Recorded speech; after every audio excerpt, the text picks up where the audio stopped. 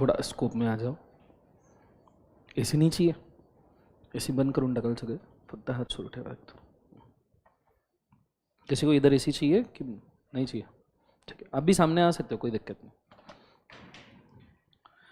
Live केलं?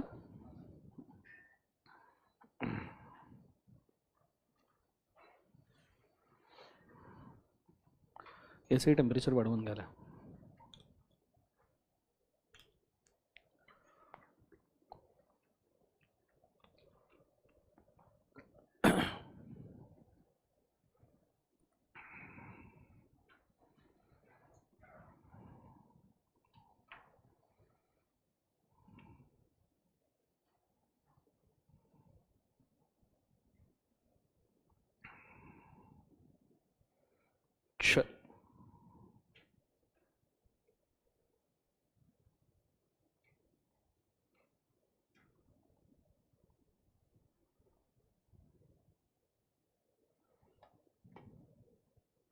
Start करें बच्चों? बोले ऐसा ना. Let's go. guys ready? Okay, so good morning everyone. हर हर महादेव मित्रों. ठीक है, फर्स्ट एंड फॉरमोस्ट थिंग, आज का मैं एजेंडा आपको पहले मेंशन करूंगा. मैं एक बार कमेंट्स के लिए फ़ोन के ऊपर लेक्चर शुरू कर लूँ, so it will be easy for us.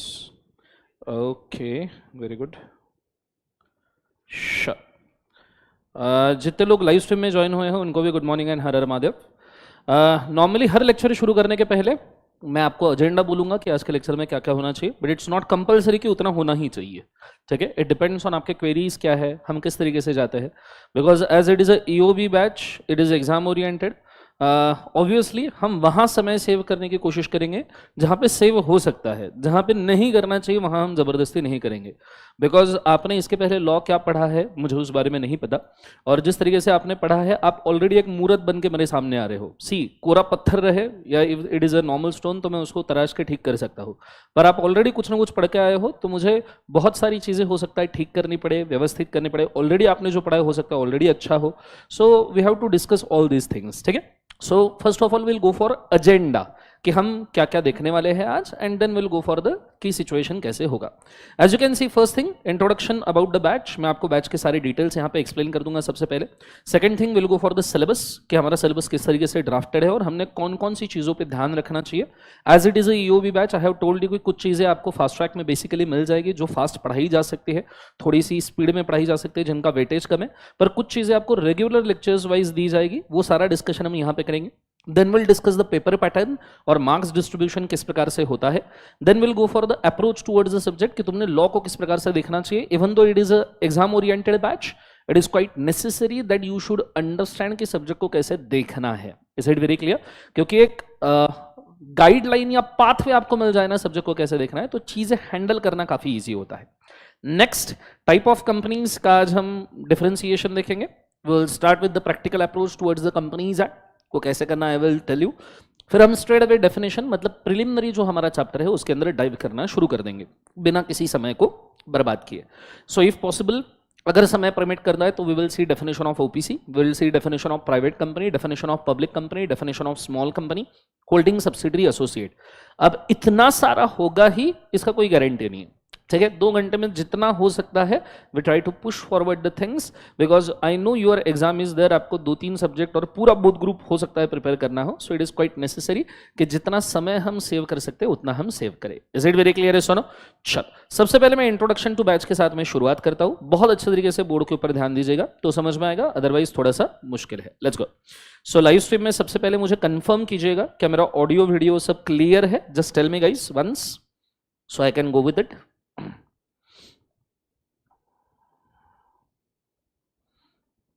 ठीक,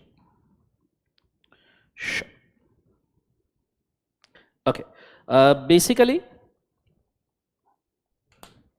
जब मैं पढ़ा रहा हूं तो जब तक मैं ना बोलूं साथ साथ में लिखना मत. और मैं आपके लिए एक ऑलरेडी प्रोविजन करके रख रहा हूं, सारी डिटेल अभी बैच के मैं जब दूंगा तो आपको सारी चीजें समझ में आएगी. ठीक है, चलो फोकस करना बहुत अच्छे से. सो दिस इज क्या हो गया? So this is exam oriented batch. ये बैच कौन से एग्जाम्स के लिए एप्लीकेबल है, तो I will rather tell you it is for May 2026 and September 2026। इसके लिए हम ये बैच रिकॉर्ड कर रहे हैं। Is it very clear? Yes और नो? नाउ अगर हम बात करें तो इस बैच में नंबर ऑफ लेक्चर्स कितने कवर किए जाएंगे, that I am telling you. Number of lectures total there will be 35 to 40 lectures, odd figure, because last EOB batch या फास्ट ट्रैक बैच जो यूट्यूब के ऊपर अवेलेबल था उसमें 35 to 40 लेक्चर्स गए थे। बट देखो लास्ट बैच फास्ट ट्रैक था, उसमें मेरा इंटेंशन ये नहीं था कि भाई साहब मैं एग्जाम के ओरिएंटेशन में स्लो या स्पीड या फास्ट स्पीड सब चीज़ों को देख के पढ़ाऊँ। मेरा इंटेंशन ये था फास्ट ट्रैक बैच है, क्विक क्विक क्विक क्विक फटाफट खत्म होना चाहिए। पहली ही बात मैं मेंशन कर दूं, यहां मेरा इंटेंशन है पढ़ाने का। Is it very clear? तो आप कृपया रेडी रहिए ±3-4 लेक्चर्स के लिए। समझ में आ रहा है सबको? हाँ है ना? Now total 35 to 40 lectures at the rate of 2 hours का ईच लेक्चर रहेगा। अगर मैं आपको रेगुलर लेक्चर्स प्रोवाइड कर रहा हूं बैच में से, तो वो लगभग 2.5 घंटे का लेक्चर रहेगा। सो 2 hours to 2:30 hours के लेक्चर्स रहेंगे। ओवरऑल अगर मैं टाइम स्पैन बोलूं तो ये बैच का 90 to 100 hours का हम टाइम स्पैन गिन रहे हैं। नॉर्मली मेरे रेगुलर लेक्चर्स 220 या 225 आवर्स तक जाते हैं, जिसका मिनिमम हाफ पोर्शन तो हमें देखना पड़ेगा, बिकॉज चीजें पढ़ के खत्म करने से अच्छा बहुत अच्छे से पढ़ना जरूरी है। Whatever the chapter you are reading you should be through with such a chapter, because बात को समझिएगा, syllabus completion is not a target. Whatever you are reading उसके ऊपर कॉन्फिडेंस बूस्टअप होना चाहिए, कॉन्फिडेंस बनना चाहिए, is the first target. Is it very clear? And that is why it is quite necessary कि हम जो पढ़ रहे हैं उसको आप मेरे साथ कंप्लीट करो फुल फ्लेज लेवल पे। अब दूसरी चीज, ये बैच लगभग हम आज शुरू कर रहे हैं। So it is 19th of January। I am expecting 28th of February तक के सब कुछ आपका हो जाएगा, हो सकता है उसके पहले ही हो जाए। आई एम एक्सपेक्टिंग 20 से 25 फेब में हो जाए, बिकॉज कुछ रेगुलर लेक्चर्स भी मैं आपको प्रोवाइड करने वाला हूँ इंपॉर्टेंट टॉपिक्स के लिए, तो वो आपके ड्राइव में जहां पे आपके बैकअप लेक्चर्स होंगे वहां पर वो अपलोड हो जाएंगे। इन बिटवीन अगर मैं कोई छुट्टियां आपको दे रहा हूँ, holidays if I am giving you, तो आपने ट्राई करना है कि जो रेगुलर बैकअप लेक्चर्स मैंने आपको दिए उसको आप फटाफट खत्म करना चाहिए। अब इसके साथ आपके पास ऑप्शन है, देखो this will be a blend of लगभग 20 to 25 लेक्चर्स जो मैं अभी कवर कर रहा हूं इस समय पे, that is 9 AM to 11 AM में मैं कवर कर रहा हूं। ठीक है, 20 से 25 लेक्चर मैं यहां कवर कर रहा हूं आपके साथ live. Is it very clear? इसको मैं कहता हूं फास्ट ट्रैक लेक्चर्स। कौन से लेक्चर्स बोले एक बार? Fast track. पर कुछ ऐसा पोर्शन है जो लगभग 10 से 15 लेक्चर्स रहेंगे जिसको मैं कहता हूं रेगुलर लेक्चर्स। कौन से लेक्चर्स बोले एक बार? उसे रेगुलर। अब ये कम भी हो सकते हैं, ज्यादा भी हो सकता है, डिपेंडिंग ऑन एब्सॉर्प्शन और मुझे एग्जाम के लिए कितना नजरिया चेंज करना पड़ सकता है उसके हिसाब से। ये रेगुलर लेक्चर्स अभी तक रिकॉर्ड करना बाकी है। हमारी एग्जिस्टिंग रेगुलर बैच चल रही है तो मैंने अभी तक इसको रिकॉर्ड नहीं किया है। So you guys have an option. Is it very clear? कि जब मैं रेगुलर लेक्चर्स आपको जो प्रोवाइड करने वाला हूं, मैं सबको बोल रहा हूं, लाइव स्ट्रीम, जीडीपीडी, जो भी लोग इसको देख रहे हैं, अभी अगर आप मेरे साथ हो 19 जनवरी या लगभग 25 जनवरी के पहले अगर आप मेरे साथ जुड़ रहे हो तो आपके पास ऑप्शन है कि ये रेगुलर लेक्चर्स भी आप मेरे साथ लाइव कर सकते हो, बिकॉज ये पोर्शन अभी तक रेगुलर बैच में मैंने पढ़ाया नहीं है। ये मैं टेंटेटिवली पढ़ाना शुरू करूंगा from the end of January, जो लगभग चलेगा फेब तक के, फेब मिड तक के। Is it very clear? तो आपको अगर चाहिए तो आप ये लेक्चर्स को 2 तरीके से अटेंड कर सकते हो गाइस। इधर you can attend live with me, मैं आपको रेगुलर, जब मैं रेगुलर बैच में पढ़ाऊंगा उसका एक्सेस दे दूंगा। If you wish you can come also face to face, और फेस टू फेस में ही मेरे साथ पढ़ सकते हो, जो अभी प्रेस्टीज पॉइंट पे है या जो लाइव स्ट्रीम में देख रहे हैं वो भी फेस टू फेस आके इसको पढ़ सकते हो। और मैं आपको बोलना चाहूंगा कि आप फेस टू फेस आके पढ़े, because these are very heavy topics, जैसे foreign exchange management act, interpretation of statute, general clauses act, LLP, और ये तीनों चारों एक्ट मिलकर लगभग 40 मार्क का वेटेज है। और जिस चीज का 40 मार्क का वेटेज है भाई साहब, मैं नहीं चाहता मैं उसको फास्ट पढ़ाऊं। अगर 4 टॉपिक आपको 40 मार्क देके जा रहे हैं तो आपने उसको रेगुलरी पढ़ना चाहिए, और ये 4 टॉपिक का 40 मार्क का वेटेज है। LLP is for 10 marks, FEMA, interpretation and GCM मिलके 30 मार्क के लिए आता है। So if those are giving you 40 marks, you should attend the regular. मैं तो बोलूंगा क्योंकि ये 40 में से आप 25 से 30 सिक्योर कर लो तो पास होना बहुत आसान है। Is it very clear? Yes or no? So either you can attend this live और face to face with me, otherwise जब ये रिकॉर्ड हो जाएंगे ये आपके ड्राइव के ऊपर अपलोड हो जाएंगे। Is it very clear? तो आप उसको ड्राइव से भी देख सकते हो, कोई दिक्कत नहीं। समझ में आ रहा है पक्का? हाँ है ना? जोर से बोले सुनो। तो ये चीज को आपने याद रखना। सो this is, I am telling you, लगभग 28 फरवरी तक के सब खत्म हो जाएगा। ये बैच के अंदर सर आप क्या क्या कवर करने वाले हो वो भी मैं मेंशन कर दूं। ये बैच में आपको 100% कंसेप्चुअल ज्ञान आएगा, और रादर तो मैं आपको बोलूंगा कि बेटर आएगा, उससे भी बेटर आएगा। That is my promise. आप धीरे धीरे समझ जाओगे, आज के लेक्चर से चीजें शुरू हो जाएगी। Plus required amount of knowledge मुझे आपको देना है। क्यों रिक्वायर्ड अमाउंट ऑफ नॉलेज जरूरी है? थोड़ा सा इसके ऊपर सोच विचार करते हैं, ठीक है? जितने भी लोग लाइव स्ट्रीम में जुड़े हुए हैं, थोड़ा सा इसके ऊपर सोच विचार करते हैं, तो बहुत अच्छे तरीके से सुनिएगा।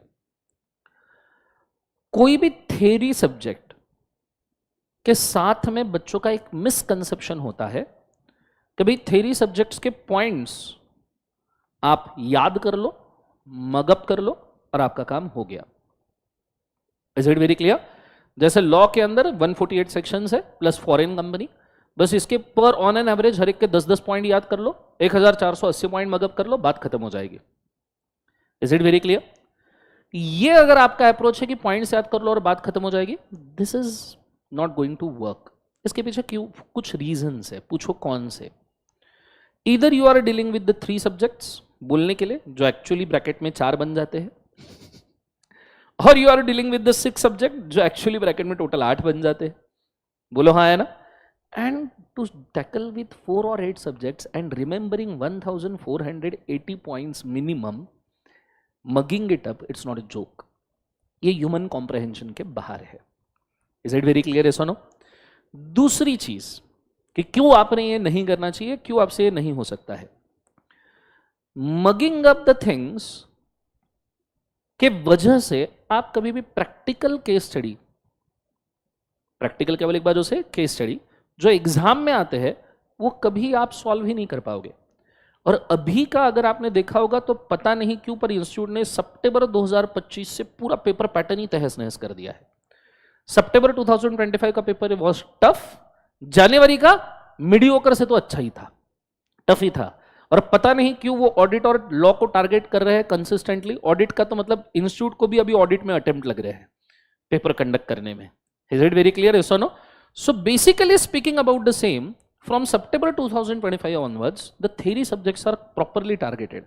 और गलती से अगर आपने पेपर देखा होगा इसके पहले का, या जैन का भी अगर आपने पेपर देखा होगा, जो प्रोबेबली आपने देखा होगा, आप समझ रहे होंगे कि मिनिमम 50 मार्क का जो पेपर है ना, उसके अंदर जो क्वेश्चंस पूछे हैं ना, हर क्वेश्चन में मिनिमम 2 और मोर सेक्शंस का क्रॉस रेफरेंस है।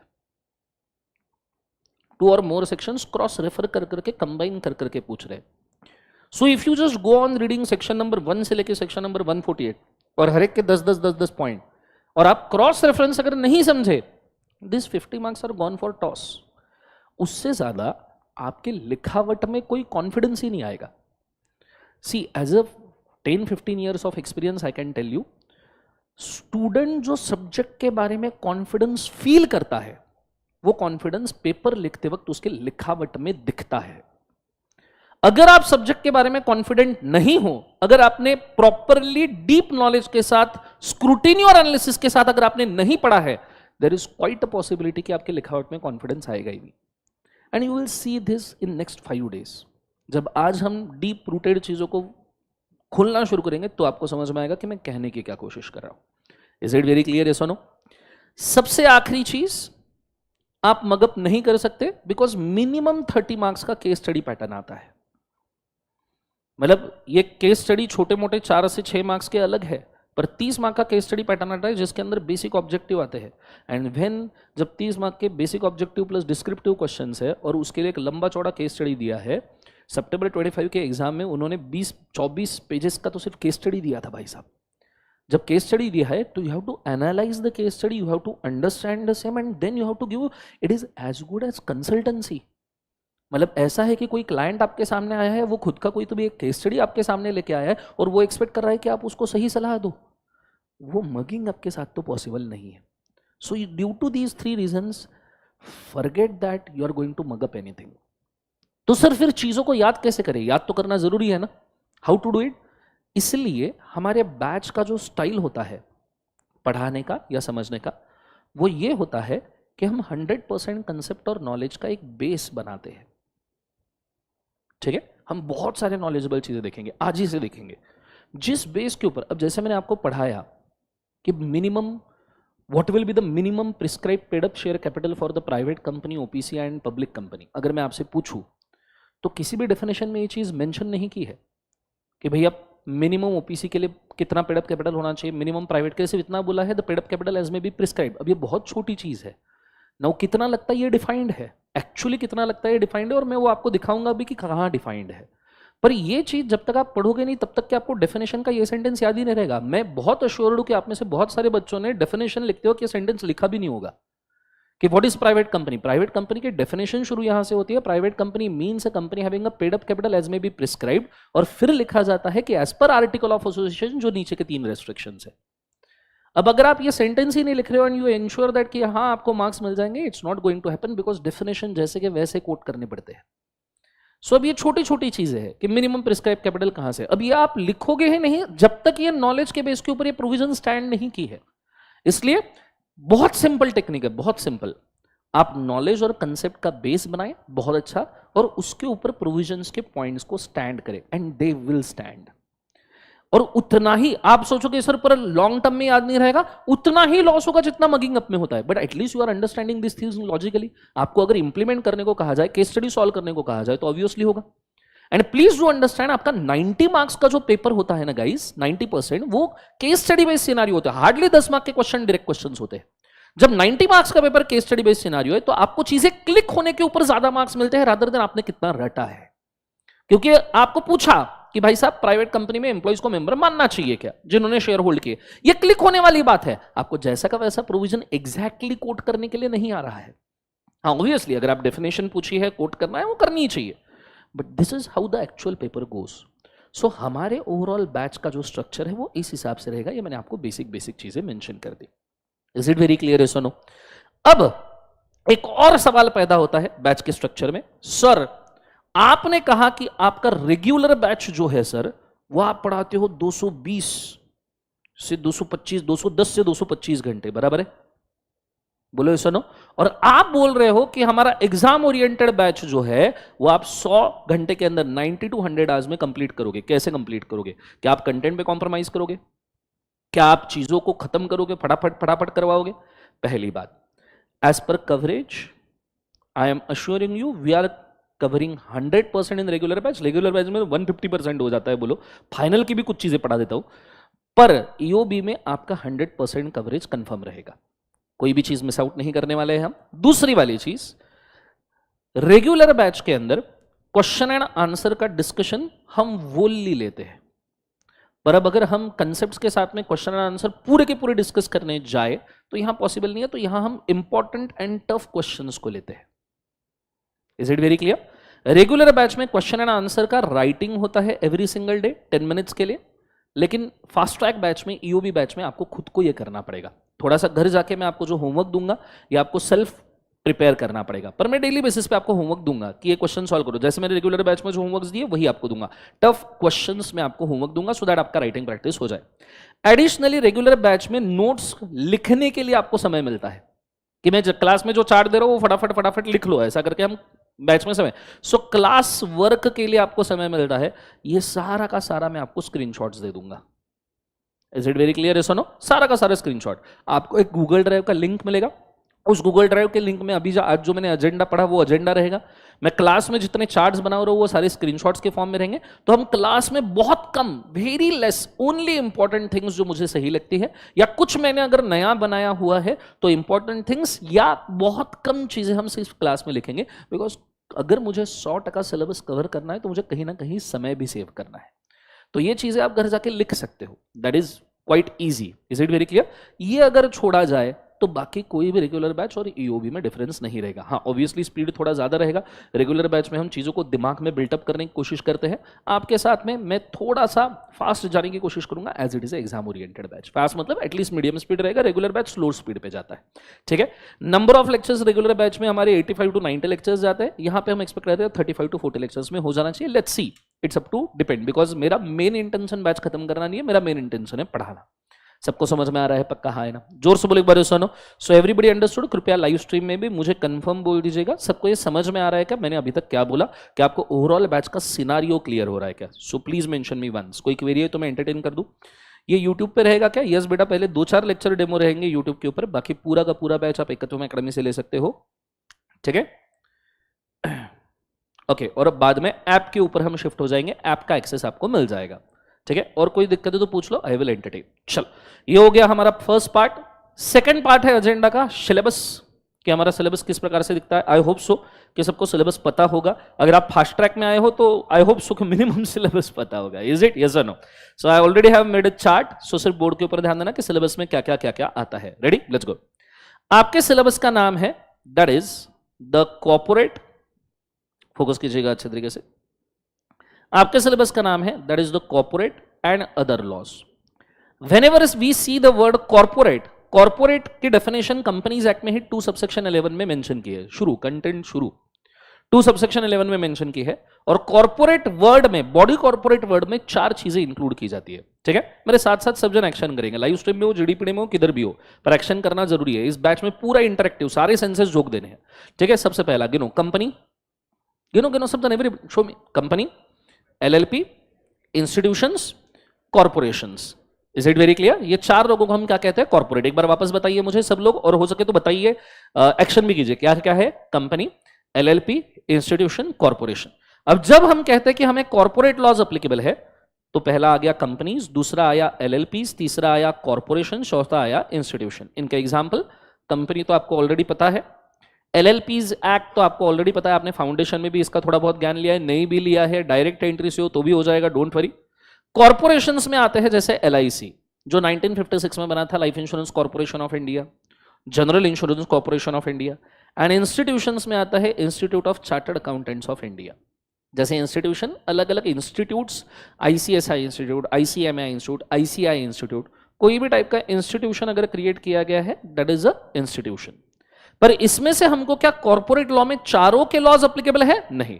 We are restricted only to the companies and we are restricted only to the LLPs. Companies में भी कॉर्पोरेट लॉ में फर्दर डिवीजन होता है। लिस्टेड कंपनी को एक और कॉर्पोरेट लॉ लगता है जिसको कहते हैं सेबी एक्ट। कौन सा एक्ट कहते हैं? SEBI act. If you remember, या आपको पता होगा तो सेबी एक्ट का ईयर है 1992। Is it very clear?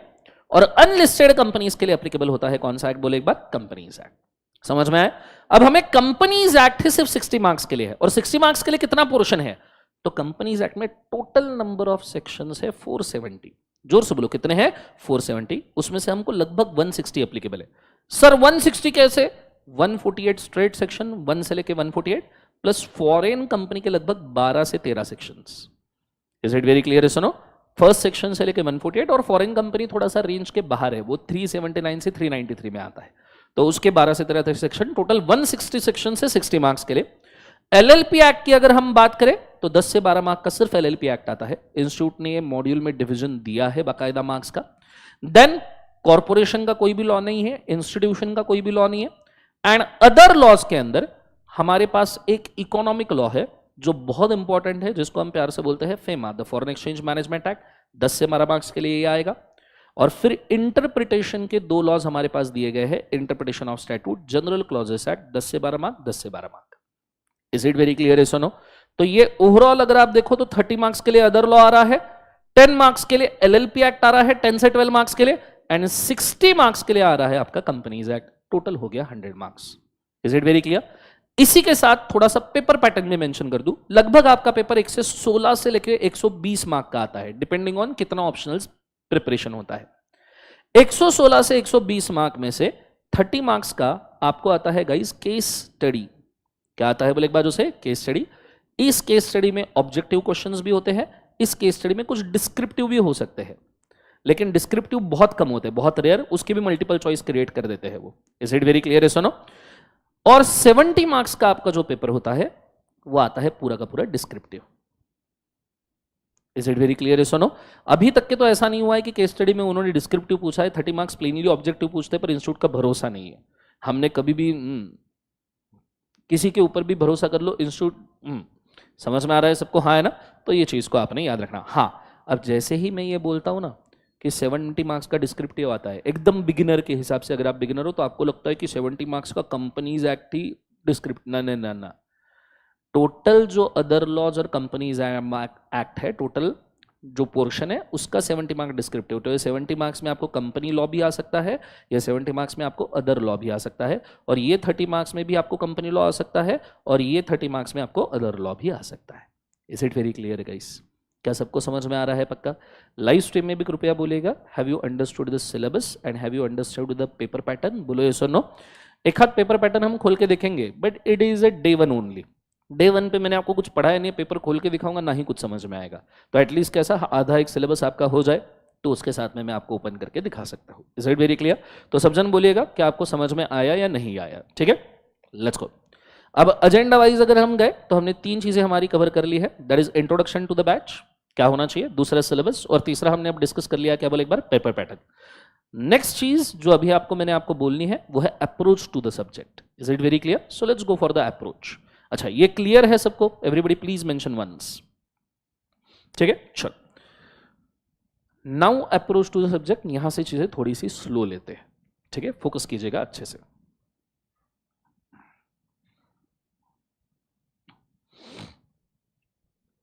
Institute के मॉड्यूल का डिवीजन है ये नंबर ऑफ पेजेस के हिसाब से, कि इंस्टीट्यूट के मॉड्यूल में कौन से चैप्टर के लिए कितने पेजेस दिए गए हैं। इफ यू सी, तो टोटल नंबर ऑफ पेजेस जो इंस्टीट्यूट ने मॉड्यूल बनाया है CA, inter corporate and other laws का, वो है लगभग 909 pages. Can you see this? 909 pages का लगभग मॉड्यूल है। बाकी अमेंडमेंट्स, कोरिगेंडम, सप्लीमेंट्स अलग, क्वेश्चनियर इसमें कवर्ड नहीं है। आप लगभग ऐसा समझ लो कि इसके ऊपर 401 पेजेस का तो सिर्फ क्वेश्चनियर आ जाएगा, 300 से 400 पेजेस का, क्योंकि बिना क्वेश्चनियर के तो आप पास हो ही नहीं सकते। So if you consider overall length and breadth in number of pages, तो 1300 पेजेस का टोटल कंटेंट है।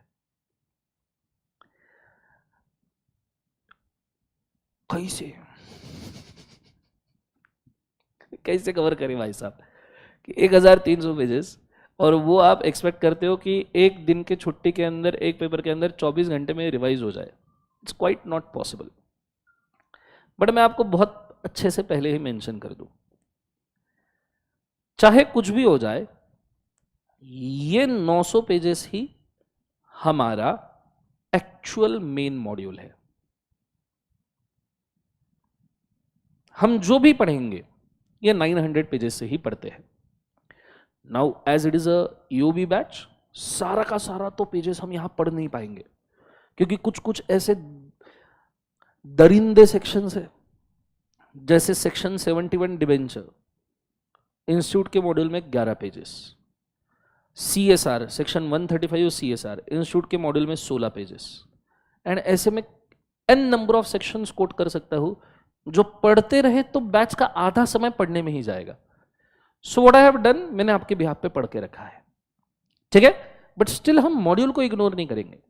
जहां जहां हमको जरूरत पड़ती है कि कोई स्पेशल चीज मॉड्यूल में लिखी है, हम वहां पे स्पेशल चीज के लिए मॉड्यूल में जाएंगे, उस चीज को मॉड्यूल से एक्सट्रैक्ट करेंगे, और बचे हुए चीज का सिनॉप्सिस मैं आपको प्रोवाइड करूंगा।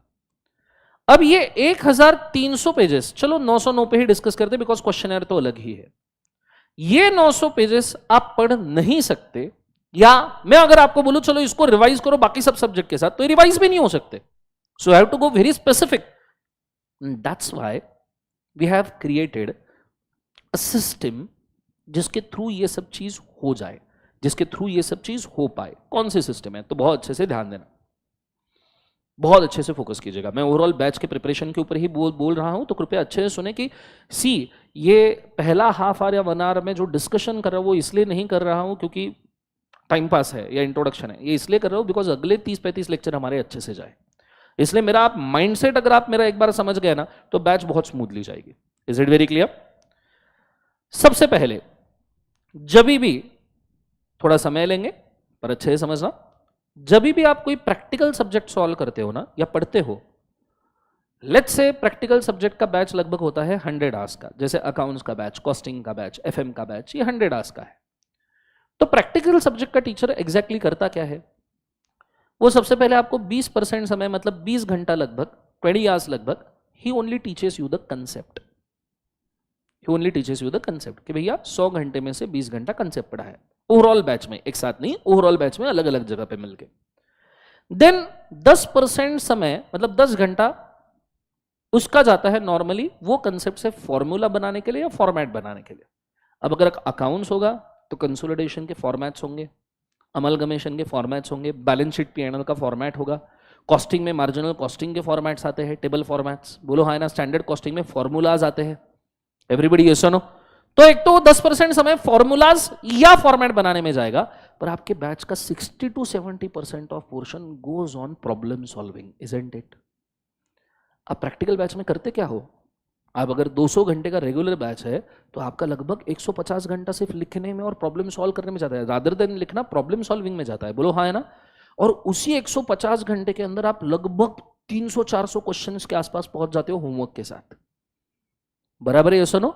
तो जब आप प्रैक्टिकल बैच का पेपर सॉल्व करने के जाते हो, अगर आपका प्रैक्टिकल थोड़ा ठीक है तो आपको डर नहीं लगता, बिकॉज वो सारे प्रॉब्लम आपने क्लास में सॉल्व किए हैं, वो सारे प्रॉब्लम आपने लिख के देखे, आपके हाथ के नीचे से एक बार गए हैं। हाँ, अगर आपको प्रैक्टिकल सब्जेक्ट टफ ही जाता है तो बात अलग ही है, पर अगर आप ये भी करो और घर जाके होमवर्क भी ठीक से करो और 400-500 प्रॉब्लम हर एक सब्जेक्ट के सॉल्व कर लो, there is no factor of fear. Theory subject में अलग प्रॉब्लम है। अगर मैं थ्योरी सब्जेक्ट जैसे ले रहा हूं लॉ, और ये हम अगर पढ़ते हैं रेगुलर बैच में 100-200 घंटे का, चलो फास्ट ट्रैक में 100 घंटे का, तो थ्योरी सब्जेक्ट में कंसेप्ट ही इतने हैं। आईसीआई ने 900 पेजेस के कंसेप्ट लिख के रखे हैं, जिसके अंदर 160 सेक्शन। नाउ अंडरस्टैंड, 160 सेक्शन मतलब 160 मिनिमम कंसेप्ट्स, मिनिमम। सबसेक्शन तो गिने भी नहीं, डेफिनेशन के सबसेक्शंस तो मैंने गिने भी नहीं है, अदर लॉ तो मैंने गिना भी नहीं है, तो लगभग 160 मिनिमम कंसेप्ट्स है, जिसको पढ़ाने के लिए 70% पोर्शन सिर्फ थ्योरी बैच का ये कंसेप्ट समझाने में जाता है। एग्जैक्ट इनवर्स इक्वेशन, इधर देखो 70% पोर्शन आपका प्रैक्टिस में जा रहा है, इन्वेस्टमेंट, और यहां 70% पोर्शन अवर्स वाइज आपका जा रहा है कंसेप्ट समझने में। और बच्चे को ऐसा लगता है कि ये 70% पोर्शन अगर मैंने पढ़ लिया, मेरे को कंसेप्ट समझ में आ गया, मैं सीधा एग्जाम दे सकता हूं। Absolutely wrong. मेरा एक सिंपल सवाल है बच्चों तुमसे, बहुत ही सिंपल, आप मुझे आंसर दीजिएगा, चाहिए देर कमेंट कर दीजिए, कैसे भी आंसर दीजिए, पर दीजिए। जब आप प्रैक्टिकल सब्जेक्ट में क्लास में 200, चलो 400-500 नहीं, 200-300 प्रॉब्लम सॉल्व करने के बाद पेपर देते हो, तो थ्योरी सब्जेक्ट में से क्या सिर्फ कंसेप्ट पढ़ के या कंसेप्ट समझ के सीधा एग्जाम को चले जाओगे तो हो जाएगा? आपको प्रैक्टिकल सब्जेक्ट जैसा ही अप्रोच यूज करना पड़ेगा। कैसे? आपको ये 900 पेजेस को कन्वर्ट करना पड़ेगा फॉर्मूला में। जैसे आपने इधर कंसेप्ट्स को फॉर्मूला में कन्वर्ट किया ना प्रैक्टिकल सब्जेक्ट में, कंसेप्ट्स को फॉर्मेट में कन्वर्ट किया ना प्रैक्टिकल सब्जेक्ट में, अब उससे ज्यादा तो इधर जरूरत है ना भाई, 900 पेजेस है, आपको 900 पेजेस को फॉर्मूला में कन्वर्ट करना पड़ेगा कि भाई एग्जाम 15 पेजेस का सीएसआर का सेक्शन है। अरे भाई पता होना चाहिए ना, क्या 15 पेजेस लिख सकते हैं? पूछा तुमको 10 मार्क का सीएसआर, लिख पाओगे 15 पेजेस? तो पता होना चाहिए कि इसमें से क्या जरूरी है एग्जाम पॉइंट ऑफ व्यू और क्या जरूरी नहीं है, कौन सी चीज पकड़नी है, कौन सी चीज छोड़नी है, डिसाइड करना पड़ेगा भाई साहब, बोलो हाँ या ना। और इसलिए हम इसको कन्वर्ट करते हैं फॉर्मूला बुक में, और ये बुक का ही नाम इसलिए मैंने फॉर्मूला बुक रखा है। जो थ्योरी सब्जेक्ट में बच्चों को फॉर्मूला बुक थ्योरी सब्जेक्ट में क्या कर रहा है, दिस इज द रीजन। तो मैंने 900 पेजेस को कन्वर्ट करके रखा है 200 से 250 पेजेस के फॉर्मूला बुक के अंदर, कि भाई तुमने सीएसआर के 15 पेजेस पढ़े, पर तुमको actual exam point of view 3 या 4 पेजेस ही काम के। तुमने डिबेंचर्स के 11 पेजेस पढ़े, पर एग्जाम पॉइंट ऑफ व्यू 2 या 3 पेजेस में डिबेंचर्स का आपका एग्जाम का कंटेंट आ जाएगा। Is it very clear? Yes और नो? समझ में आ रहा है पक्का? हाँ है ना? उसके बाद यहां पे भी काम खत्म नहीं हुआ, इसके ऊपर हमारा 10 से 15% समय जाएगा क्लास का, पर यहां पे भी काम खत्म नहीं हुआ, फॉर्मूला बुक क्लास के अंदर ही पढ़नी है। काम खत्म कब होगा? जैसे प्रैक्टिकल सब्जेक्ट में ये फॉर्मूला के हिसाब से 200 से 300 प्रॉब्लम मिनिमम और 400 से 500 बेटर लेवल पे आपने सॉल्व किए, उसी प्रकार यहां पे ये फॉर्मूला बुक यूज करके, ये आंसर राइटिंग पॉइंट यूज करके आपको स्टेप नंबर 3 मतलब क्वेश्चन एंड आंसर्स को डिस्कस भी करना पड़ेगा और सॉल्व भी करना पड़ेगा। Is it very clear? अब देखो बात समझिए, ये रेगुलर बैच तो है नहीं कि मैं आपसे 100-150 क्वेश्चन सॉल्व करवा लूं। You know the practicality. मैं आज झूठ नहीं बोलना चाहूंगा, मैं आपको ऐसा कोई वादा नहीं करूंगा कि नहीं फास्ट ट्रैक बैच कर लो पास हो। भाई मेहनत करनी पड़ेगी, आई am very sorry. Fast track batch करके सब पास होते तो जो अच्छे से रेगुलर बैच में पढ़ रहे हो क्या बेवकूफ है सब? या वो मेहनत कम कर रहे हैं, it's not comparison at all. First thing, आपको मेहनत करनी ही पड़ेगी, there is no other option, there is no other magic wand. जो लक बेसिस पे बिना मेहनत के पास होते एक आध बार पास होगा, नेक्स्ट ईयर पे जाके कंफर्म अटक जाएगा, बिकॉज मेहनत करने की ही आदत नहीं है।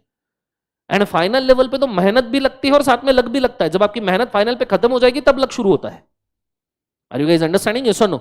सो मेहनत तो करनी है, इसीलिए कंटेंट की जिम्मेदारी मेरी, फॉर्मूला बुक की जिम्मेदारी मेरी, पढ़ाने की भी जिम्मेदारी मेरी, नॉलेज की भी जिम्मेदारी मेरी, 100% कंसेप्ट की जिम्मेदारी मेरी, 100% सिलेबस की जिम्मेदारी मेरी। आपको एक काम करना है, इवन क्वेश्चन आंसर डिस्कशन की इंपॉर्टेंट जिम्मेदारी मेरी। आपको एक काम करना है, घर जाने का है, एवरीडे एक क्वेश्चन आंसर या एटलीस्ट 2 क्वेश्चन आंसर होमवर्क में करना है। डेली जो मैं पढ़ाऊंगा आज उसके ऊपर 2 क्वेश्चन दूंगा, घर जाके लिखना है। नहीं लिखोगे बात खत्म, वही खत्म। आप फिर स्टेप 1 पे ही हो, फिर आप फॉर्मूला के स्टेप 2 पे भी नहीं गए। आपको स्टेप 3 पार करोगे तो आंसर आएगा। साथ में मैं आपके लिए 7 से 8 टेस्ट अपलोड करके रख रहा हूं विद द मॉडल आंसर्स। और मैं आपको चैप्टर जब खत्म करूंगा बोलूंगा कि ये चैप्टर खत्म हुआ है, इसके ऊपर ये टेस्ट है। As test fast track batches में फुल फोर्स में नहीं लिए जा सकते, इसलिए मैं आपको मेंशन करूंगा। उसके मॉडल आंसर के साथ टेस्ट देना है और मॉडल आंसर के साथ एटलीस्ट खुद ने टैली करके देखना है। ठीक है? सो ये चीज को आपने याद रखना। सबसे आखिरी चीज, अगर आपको एडिशनल चाहिए, मैं कोई भी कोर्स सेल नहीं कर रहा, मैं कोई भी चीज आपको बेच नहीं रहा, पर जो सही है वो मेरे को मेंशन करना जरूरी है। अगर आप घर जाके आंसर्स राइटिंग नहीं कर सकते तो मैंने एक सोल्यूशन बना के रखा है, it's your choice, you can decide. ठीक है? No compulsion. मैंने प्रैक्टिस बैच रिकॉर्ड करके रखा है, लगभग 400 प्लस क्वेश्चन उसमें डिस्कस किए। लगभग हमारा पूरा जो मोटा क्वेश्चन है 400-500 क्वेश्चन का पूरा डिस्कस किया है, और उसमें 100 क्वेश्चन मैंने खुद ने मेरे हाथों से लिख के दिखाए हैं कि कैसे दिखने चाहिए। सो इफ यू वांट कि नहीं सर मैं अकेला लिख नहीं सकता, in that case only you can go with the practice batch. और अगर आप प्रैक्टिस बैच के साथ चलोगे तो ये जो 100 क्वेश्चन मैंने लिख के दिखाए, हर क्वेश्चन में आपको खुद की गलती पता चलेगी। So I will rather recommend you, I can not mandate you because I am not a seller, I am a teacher, but I will recommend you which is better for you, कि अगर आप इसको साथ में करो, इसको साथ में कंप्लीट करो तो आपके लिए बेटर होगा। ये मेरा रिकमेंडेशन है। Is it very clear? है सुनो, now it's up to you. अगर आप खुद बहुत अच्छे से लिख सकते हो तो अच्छी बात है, खुद अच्छे से लिख सकते हैं, मॉडल आंसर से चेक कर सकते हो, very good, you can do that. ठीक है? एनीवेज मुझे ये पता है कि तुम कितने भी कोर्सेज कर लो, कितनी भी चीजें कर लो, self study always will be prioritised. ठीक है? बट होता है कि जिंदगी में कुछ दुख होते हैं, दर्द होते हैं, पढ़ाई करने का मूड नहीं होता है, एक्सेट्रा, 6 सब्जेक्ट का बर्डन होता है, 3 सब्जेक्ट हैंडल नहीं होते, और फिर फ्रस्ट्रेशन आता है। बेटर मेरे साथ पढ़ो, 100 क्वेश्चन मेरे साथ सॉल्व करो, 400 क्वेश्चन डिस्कस कर लो, कॉन्फिडेंस वैसे ही बूस्ट हो जाएगा। Is it very clear? सुनो, तो ये टोटल हमारा पढ़ने का तरीका होगा। हम कंसेप्ट पढ़ेंगे, हम नॉलेज पढ़ेंगे, हम उसको समराइज कर, मॉड्यूल में से इंपॉर्टेंट चीजें देख लेंगे, बिकॉज पूरा मॉड्यूल तो पढ़ना पॉसिबल नहीं है यूबी में। सो हम उसको समराइज कर लेंगे। काय में समराइज कर लेंगे? फॉर्मूला बुक के अंदर। और फॉर्मूला बुक में एग्जाम के हिसाब से जितनी चीजें चाहिए सारी है, कुछ और देखने की जरूरत नहीं है। बाद में आपको सिर्फ यही 100 से 200 से 250 पेजेस 2-3 बार धड़ाधड़ रटने हैं कंसेप्ट बेसिस पे, और ऐसे सिचुएशन में साथ में क्वेश्चन आंसर सॉल्व करो, आपका काम खत्म हो जाएगा। This should be overall approach to the subject. You don't expect any result unless you clear step 3। I am very sorry to say this. हाँ, स्टेप 1 स्टेप 2 पे आप पास हो जाते हो, आप बहुत अच्छे लकी हो, ये लक चलता रहे, मेरी दुआ है। लेकिन you don't expect any result unless you clear step 3। अब वो स्टेप 3 कैसे क्लियर करना है, उसके लिए आपको मेरी जरूरत पड़ सकती है कंसेप्ट नॉलेज और अंडरस्टैंडिंग के लिए, फॉर्मूला बुक के लिए, and I am there for you. Is it very clear? Yes और नो? तो ये चीज को याद रखना। उसके ऊपर भी जरूरत चाहिए तो मैंने एक आपके लिए सोल्यूशन बना के रखा है। यहां तक समझ में आया पक्का? Is it idea clear with everyone? जोर से बोले यस और नो। मैं चाहूंगा इतना तो भी आप लिख के रखें, ये जो मैंने अप्रोच दिया है, क्योंकि जब तक आप हाथ से घोटोगे नहीं ना, तब तक वो अंदर घुसेगा नहीं approach. It is very important कि हम कौन से रास्ते पे चलने वाले वो लिखा होना चाहिए। थैंक यू सो मच साहिल बेटा।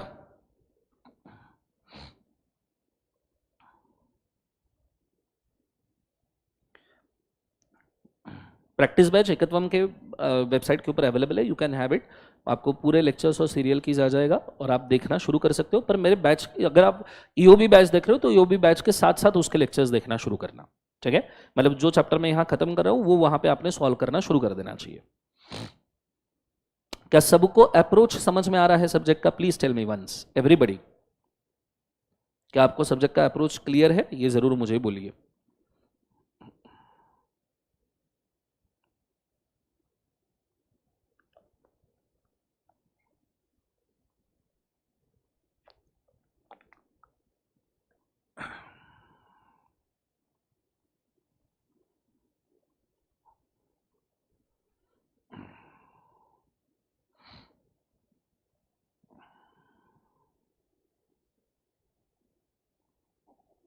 सपोर्ट टीम आपको कॉल करेगी। ये शुभम मेरा जो बेसिक इंस्टाग्राम का हैंडल है, उस हैंडल के ऊपर कृपया आप मैसेज कीजिए, मैं वहाँ पे आपको सेल्स टीम को कनेक्ट करवा दूंगा, वो आपको पूरा का पूरा डिटेल्स दे देंगे, ठीक है।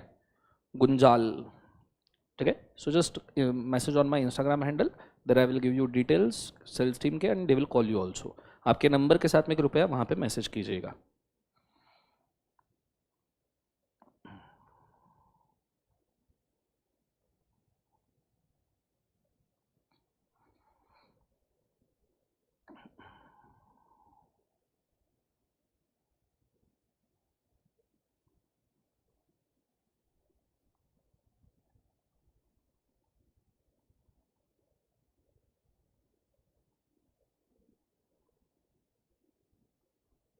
ऑलरेडी आप एग्जिस्टिंग स्टूडेंट हो और आपने बुक सेट परचेस करके रखा है, तो हम उस केस में सिर्फ कॉस्ट ही चार्ज करते हैं, सो आपको ज़्यादा फीस नहीं लगेगा बेटा, डोंट वरी।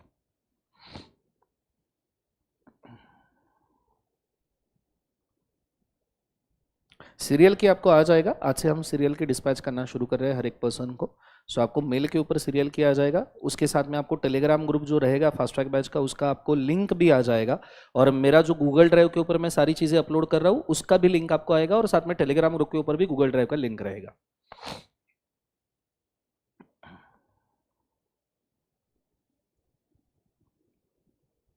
हाँ, टेलीग्राम चैनल का आपको बेटा लिंक आ जाएगा व्हाट्सअप के ऊपर और मेल के ऊपर। तो हर एक फास्ट ट्रैक बैच या यूबी बैच अभी हम जो कंडक्ट कर रहे हैं ये वाला, इसका आपको व्हाट्सअप के ऊपर और मेल के ऊपर लिंक आएगा, उसको ज्वाइन कर लीजिएगा प्लीज़, ठीक है। आज ये सारी चीज़ें आपको डिस्पैच हो जाएगी।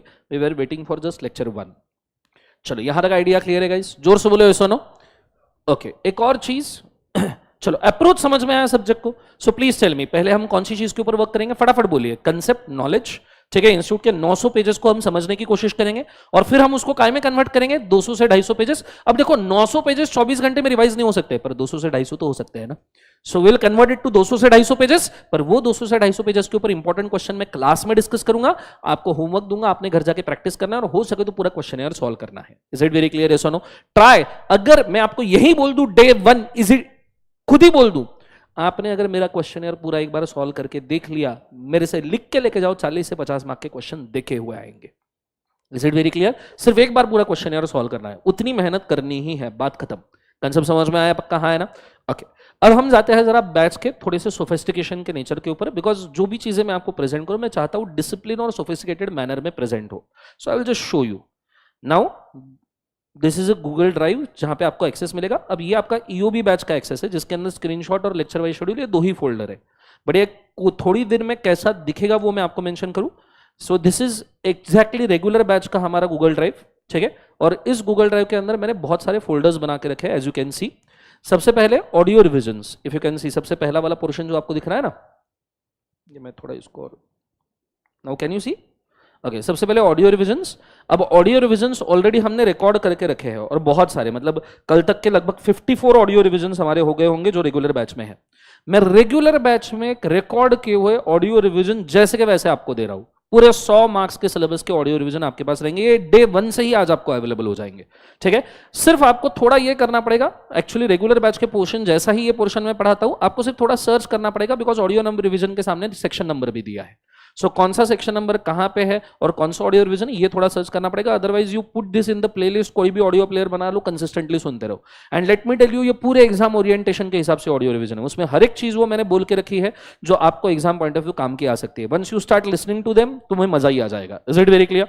सेकंड चीज, अगर मैं उसके बाद में जाऊं तो आप देख सकते हो एक्स्ट्रा क्वेश्चंस के ऊपर मैंने कोई फर्दर एनालिसिस किया है, जो मुझे ऐसा लगता है कि मैंने एक्स्ट्रा क्वेश्चन बच्चों को देने चाहिए, तो उसके अनटाइटल्ड डॉक्यूमेंट मैंने यहां पे बना के रखे हैं। पहले 1-2 चैप्टर के बने हैं, बाकी चैप्टर में इतनी जरूरत नहीं पड़ी, पर अगर कुछ मैं एक्स्ट्रा दे रहा हूं तो आपके लिए भी एक्स्ट्रा क्वेश्चंस का एक फोल्डर बनेगा, एनालिसिस के क्वेश्चन, नॉट एग्जाम क्वेश्चन, ठीक है। जैसे किसी ने कोई बहुत अच्छा क्वेरी पूछा और मुझे लगता है कि बहुत सारे बच्चों को पता होना चाहिए, इट विल बी हियर, ठीक है। नॉर्मली इंपॉर्टेंट एफएक्यूज वगैरह जैसा चीज यहां रहेगा।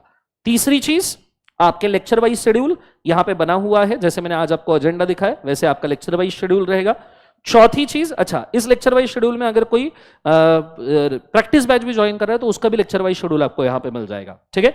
नेक्स्ट वाली चीज, आपके टेस्ट पेपर, मैंने आपको बोला मैं आपको 5 से 7 टेस्ट पेपर्स देने वाला हूं विद द मॉडल आंसर्स, उसका भी फोल्डर यहां पे बना हुआ रहेगा और उसके साथ उसके मॉडल आंसर रहेंगे। और हमारे रेगुलर बैच या किसी ने भी कोई बहुत बेहतरीन तरीके से पेपर लिखे हैं, तो अगर बच्चों ने ही कोई बहुत अच्छे पेपर लिखे हैं जिनको अबाउ 70-80% मार्क्स आ रहे हैं, उनके मॉडल आंसर्स भी मैं यहां पे अपलोड कर रहा हूं, सो दैट आपको पता चले कि आप आंसर किस प्रकार से लिख पाओ। नेक्स्ट वाली चीज, एक अकाउंट चैप्टर के अंदर कुछ बच्चों की प्रिंटिंग्स में पीडीएफ मिसिंग है, तो मैं एक अकाउंट चैप्टर अपलोड कर रहा हूं, ठीक है, बिकॉज कुछ बच्चों के इसमें वो प्रिंट्स आए हैं, कुछ में नहीं आए, so I am uploading the same. अभी से इसको डाउनलोड करके रखना, आज से ही, एंड दैट्स ऑल। फिर केस स्टडी एमसीक्यू बुकलेट है, 40 to 50 केस स्टडीज जो इंस्टीट्यूट ने रिकमेंड किए, वो आप इंस्टीट्यूट से भी देख सकते हो, या ये मेरे इसमें फॉर्मेटेड मैनर में अच्छे से दिए गए हैं, सो इसको डाउनलोड कीजिए। इसमें से कुछ केस स्टडी मैं डिस्कस करूंगा आपके साथ में, सो दैट आपको केस स्टडी डिस्कशन का भी अहमियत पता होना चाहिए। Is it very clear? So entire all your resources will be on Google drive. ये गूगल ड्राइव का लिंक आपके टेलीग्राम ग्रुप पे भी शेयर रहेगा, और आपको मेल पे भी आ चुका होगा, और जहां पे आपके बैकअप लेक्चर्स अपलोड रहेंगे वहां पे भी ये टेलीग्राम, ये गूगल ड्राइव का लिंक रहेगा। Is it very clear? जो भी आपको लगता है सारा गूगल ड्राइव के ऊपर अवेलेबल रहेगा। समझ में आया? पक्का है ना? चल आज बढ़ते हैं आगे, फोकस कीजिएगा अच्छे से। सो प्राइमरी चीजें हमारी हो चुकी है, नाउ लेट्स गो सिलेबस के अंदर। इज इट वेरी क्लियर है? सुनो, चल सबसे पहली चीज मैं शुरू कर रहा हूं, किसी को अगर कोई दिक्कत है तो पूछ लीजिए मैं सिलेबस में घुसने के पहले, बिकॉज बाद में डिस्कशन करना मुश्किल हो जाएगा। So please ask me if you have any issue. Sir EOB batch का सीरियल की आज से डिस्पैच होना शुरू हो जाएगा, अलग से टेलीग्राम चैनल का लिंक भी आज से आ जाएगा। ये लेक्चर रिकॉर्डेड फॉर्म में, ऐप में, बैकअप के फॉर्म में भी अवेलेबल रहेंगे। आप लाइव भी कर सकते हो, बैकअप भी कर सकते हो, दोनों आपको अवेलेबल रहेगा। कंप्लीट क्वेश्चन सॉल्व के लिए 2 मंथ सफिशिएंट है क्या? सर पूरा क्वेश्चन सॉल्व करना है 400 क्वेश्चन अगर आप काउंट कर रहे हो, 2 मंथ आपके पास है, simple 400 question divided by 60 days, जितने हैं डेली बेसिस पे उतने सॉल्व कर लीजिए, ठीक है। आपके पास जितना समय, आप कंप्लीट क्वेश्चन 1 महीने में भी कर सकते हो, but it is just that number of question divided by number of days करो, जितने क्वेश्चन है डेली बेसिस पे, बिकॉज ये 1-2 दिन में होने वाली चीज नहीं है। You have to be very discipline, very consistent and with the content. Is it very clear? Is no? चलो सबसे आखिरी चीज शुरू करने के पहले, ये बैच 3 चीजों के ऊपर चलेगा, डिसिप्लिन, कंसिस्टेंसी, कंटेंट, और ये 3 ही चीजें जो आपको सक्सेसफुल बना सकती है। बोलो एक बार मेरे साथ साथ, डिसिप्लिन, कंसिस्टेंसी, कंटेंट। समझ में आया? पक्का है ना? चल अब मैं शुरू कर रहा हूं हमारे सबसे पहले कंटेंट के साथ, जो बहुत ज्यादा जरूरी है, और वो है टाइप्स ऑफ कंपनीज। फाउंडेशन में सुना हुआ होगा, बोलो हाँ है ना? बताइए मुझे कितने टाइप के कंपनीज होते हैं मित्रों? चलो बोलो, कितने टाइप के कंपनीज होते हैं? सर वो फाउंडेशन में पढ़ा है, इंटर पे कौन सा है? बोलो how many types of companies are there? मैं ही ड्रॉ कर दूं? तुम ऐसे शर्मा रहे हो जैसे नवेली दुल्हन। बोलो। कंपनी सबसे पहले डिवाइड होती है as per incorporation. As per क्या बोले एक बार उसे? इनकॉर्पोरेशन। बहुत अच्छे से सुनिएगा, यहां से कंटेंट शुरू हो रहा है। इनकॉर्पोरेशन के हिसाब से कंपनी डिवाइड होती है 3 पार्ट्स में, the chartered company, the statutory company and the registered company. Is it very clear? Okay. दूसरे टाइप का कंपनी आता है, वो आता है एज पर लाइबिलिटी, और लिस्टिंग भी बोल सकते हो आप। और लाइबिलिटी और लिस्टिंग के हिसाब से कंपनी कौन कौन से पार्ट में डिवाइड होता है? सबसे पहले अनलिमिटेड लाइबिलिटी, दूसरे बाद में limited liability company. Limited liability further divided into 3 parts, limited by share capital, limited by guarantee and limited by both, that is a combo company. Is it very clear? पर यही share capital और guarantee company further divided into 2 parts, listed, unlisted. Sir बोलो, sir बोलो, sir guarantee company भी listed हो सकती है? Guarantee company pure रहे तो लिस्टेड नहीं हो सकती, पर कॉम्बो कंपनी लिस्टेड हो सकती है। लेक्चर कंप्लीट होने के समझ में आ जाएगा और प्रैक्टिकली पता भी चल जाएगा कि ऐसा क्यों होता है। Just wait. एज पर लाइबिलिटी के बाद में कंपनीज आती है तीसरे कैटेगरी में, that is as per membership. As per क्या बोले एक बार उसे? मेंबरशिप। मेंबरशिप में कंपनी डिवाइड होती है सबसे पहले public, private, OPC, small. Is it very clear? उसके बाद में नेक्स्ट कैटेगरी आती है, दैट इज फर्दर कैटेगरी। कौन सा? एज पर कंट्रोल। एज पर कंट्रोल में कंपनी आती है holding company, subsidiary company, associate company और आखिरी सिस्टर कंसर्न। एज पर कंट्रोल के बाद में नेक्स्ट कंपनी आती है एज पर ओनरशिप। ओनरशिप में आती है सबसे पहले गवर्नमेंट कंपनी और फिर आती है foreign company. Is it very clear? As per ownership के बाद में नेक्स्ट कंपनी आती है एज पर ऑब्जेक्ट, और जितने टाइप के ऑब्जेक्ट उतने टाइप के कंपनीज, जैसे section 8 company charitable object, banking company that is finance object, NBFC company finance object without accepting deposit, insurance company the insurance object, electricity company electricity company, साथ में निधि company आपने सुना होगा, and साथ में प्रोड्यूसर कंपनी। इतने companies act के अंदर डिफाइंड है विद द डिफरेंट ऑब्जेक्ट। अब ये छोड़ के भी अदर ऑब्जेक्ट हो सकते हैं, जैसे software company, real estate company etcetera, but companies act definition wise इनको ही एक्सेप्ट करता है कि अदर ऑब्जेक्ट वाले कंपनीज है। बाकी ऑब्जेक्ट भी एग्जिस्ट करते हैं पर उसको कंपनीज एक्ट नॉर्मल कंपनीज मानता है, इनके लिए ही स्पेशल प्रोविजन बना के रखे। कंसेप्ट समझ में आ रहा है? एज पर ऑब्जेक्ट के बाद में आती है कंपनी एज पर लास्ट वाला bracket, that is as per working. As per क्या लिखा उसे? Working. And as per working company divide होती है दो पार्ट में, active companies and dormant companies. इतने टाइप के कंपनीज आपको पता होने चाहिए, ठीक है? एक बार मेरे साथ साथ सब जन बोल दीजिए। एज पर इनकॉर्पोरेशन में कितने हैं? 3, चार्टर्ड, स्टैट्यूटरी, रजिस्टर्ड। एज पर लाइबिलिटी में अनलिमिटेड, लिमिटेड, लिमिटेड में share capital guarantee combo, listing के हिसाब से लिस्टेड, अनलिस्टेड, मेंबरशिप में public, private, OPC, small. As पर कंट्रोल में holding, subsidiary, associate, sister concern. Ownership में गवर्नमेंट, फॉरेन। ऑब्जेक्ट में जितने टाइप के ऑब्जेक्ट उतने टाइप के कंपनीज, एंड वर्किंग में एक्टिव कंपनीज, डोरमेंट कंपनीज। और ये सारे आपके सिलेबस में है और सारों को जानना भी जरूरी है। साथ में अब मैं कोट कर दूं इनके सेक्शंस। रजिस्टर्ड कंपनी मतलब नॉर्मल कंपनी का डेफिनेशन है 2 सबसेक्शन 20 में आता है। अनलिमिटेड कंपनी 2 सबसेक्शन 92 में आता है। Limited company with the share capital 2 subsection 22 में आता है, विद द गारंटी 2 सबसेक्शन 21 में आता है। लिस्टेड कंपनी 2 सबसे इंपॉर्टेंट डेफिनेशन, सबसे इंपॉर्टेंट पूछा जाने वाला डेफिनेशन, लिस्टेड कंपनी 2 सबसेक्शन 52 में आएगा। अनलिस्टेड का कोई डेफिनेशन नहीं है, because which is not listed is unlisted. Then combo के लिए भी कोई डेफिनेशन नहीं दिया गया है, गारंटी और शेयर कैपिटल मिक्स करके ही कॉम्बो बनता है। Public company 2 subsection 71, private company 2 subsection 68, OPC 2 subsection number 62, small company 2 subsection 85। Then there is holding company 2 subsection number 46, subsidiary company 2 subsection number 87, associate company 2 subsection number 6, sister concern के लिए कोई भी section नहीं है। Government companies under 2 subsection 45, foreign companies under 2 subsection number 42। Section 8 company, banking, insurance, NBFC, इनके लिए कोई section नहीं है। सेक्शन 8 का तो सेक्शन 8 मेंशन है। निधि के लिए सेक्शन नंबर है 406। प्रोड्यूसर कंपनी के लिए एक सेपरेट चैप्टर है पर तुम्हारे सिलेबस में नहीं है, सो टेंशन नहीं है। और एक्टिव और डोरमेंट कंपनीज को कंबाइन करके सेक्शन है जो तुम्हारे सिलेबस में है, that is section number 455। Is it very clear? बहुत सारे बच्चे जब सेक्शन सुनते हैं तो इग्नोर करना शुरू कर देते सेक्शन। अब सवाल उठता है सेक्शन याद करना जरूरी है क्या? सेक्शन छोड़ो, ई फॉर्म भी याद करना जरूरी है, बिकॉज इंस्टीट्यूट के जितने भी मॉडल आंसर है, कोई भी मॉडल आंसर निकाल के देख लो, हर एक मॉडल आंसर के अंदर पहले वो सेक्शन मेंशन करते हैं। हमने हमारे दिमाग में प्रोटोटाइप बना के रखा है सबने कि कंफर्टेबल चीजें मॉड्यूल से याद करेंगे, जो अनकंफर्टेबल चीजें हो वो याद नहीं करेंगे। मुझे एक सिंपल सवाल का जवाब दो। 900 पेजेस का मॉड्यूल है और ऐसा कैसे हो सकता है कि इतने ही लाइन याद करना जरूरी है और ये याद नहीं करना? मतलब जहां तुम्हारा डिस्कंफर्ट हो रहा है वहां याद नहीं करना चाहिए। करना है तो सारा करना है, अदरवाइज नहीं करना है। पढ़ो तो हद करो वरना प्रोग्राम रद्द करो। और हम मॉड्यूल की हर एक चीज को छान लेते हैं, हर एक चीज को, ठीक है? मतलब इवन मॉड्यूल के फुटनोट में कोई केस लॉज भी दिए हैं, हम उनको भी नहीं छोड़ते। आई will just show you an example.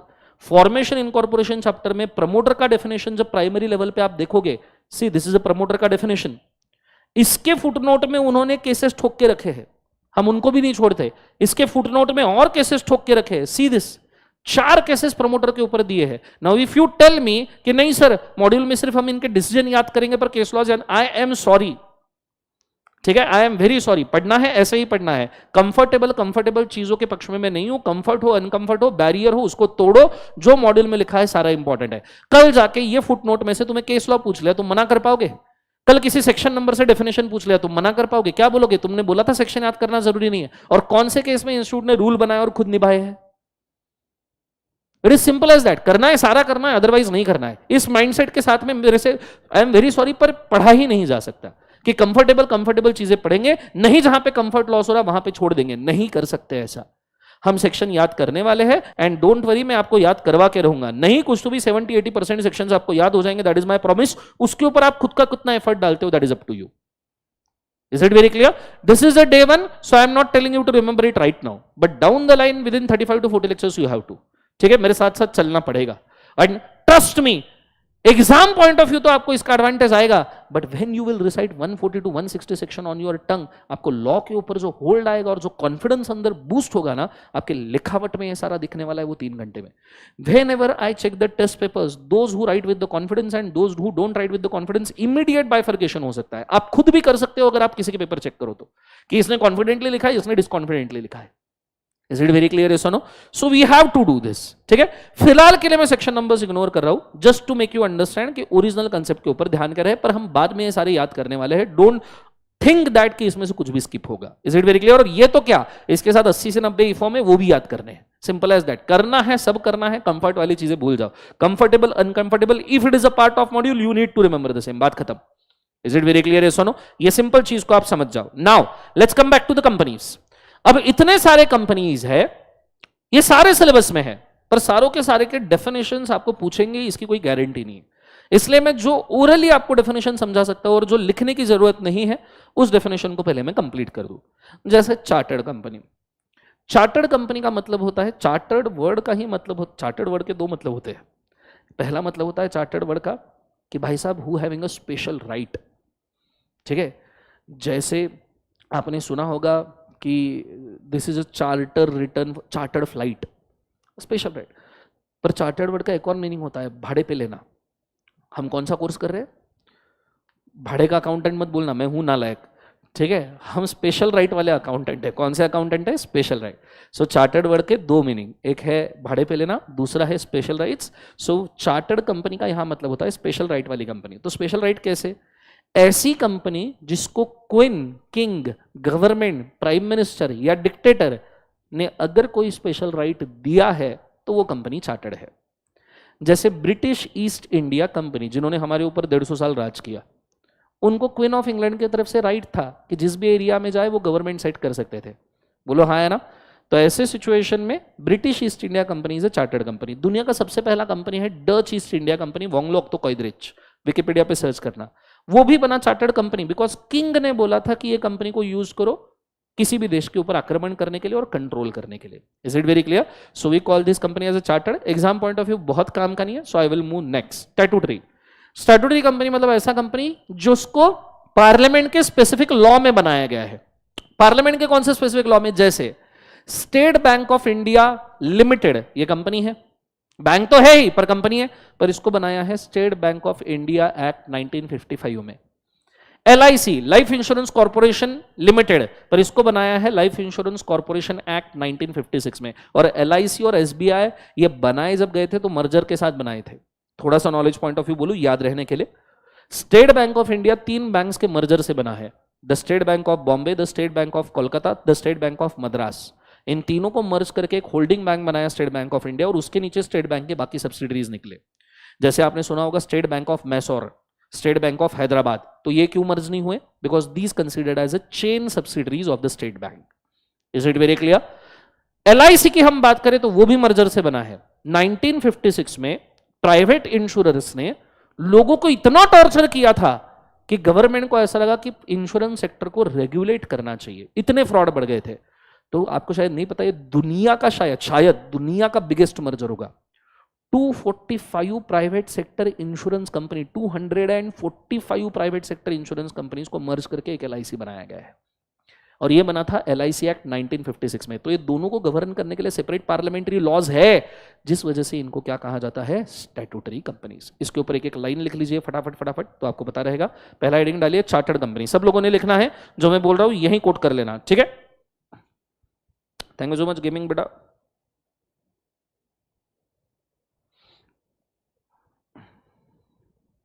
सो पहला लिखिए चार्टर्ड कंपनी, लिखेगा chartered company means, chartered company means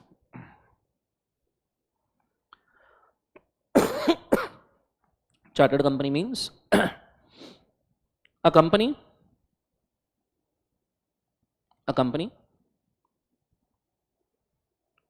who have a special rights, who have following special rights, a company who have following special rights given by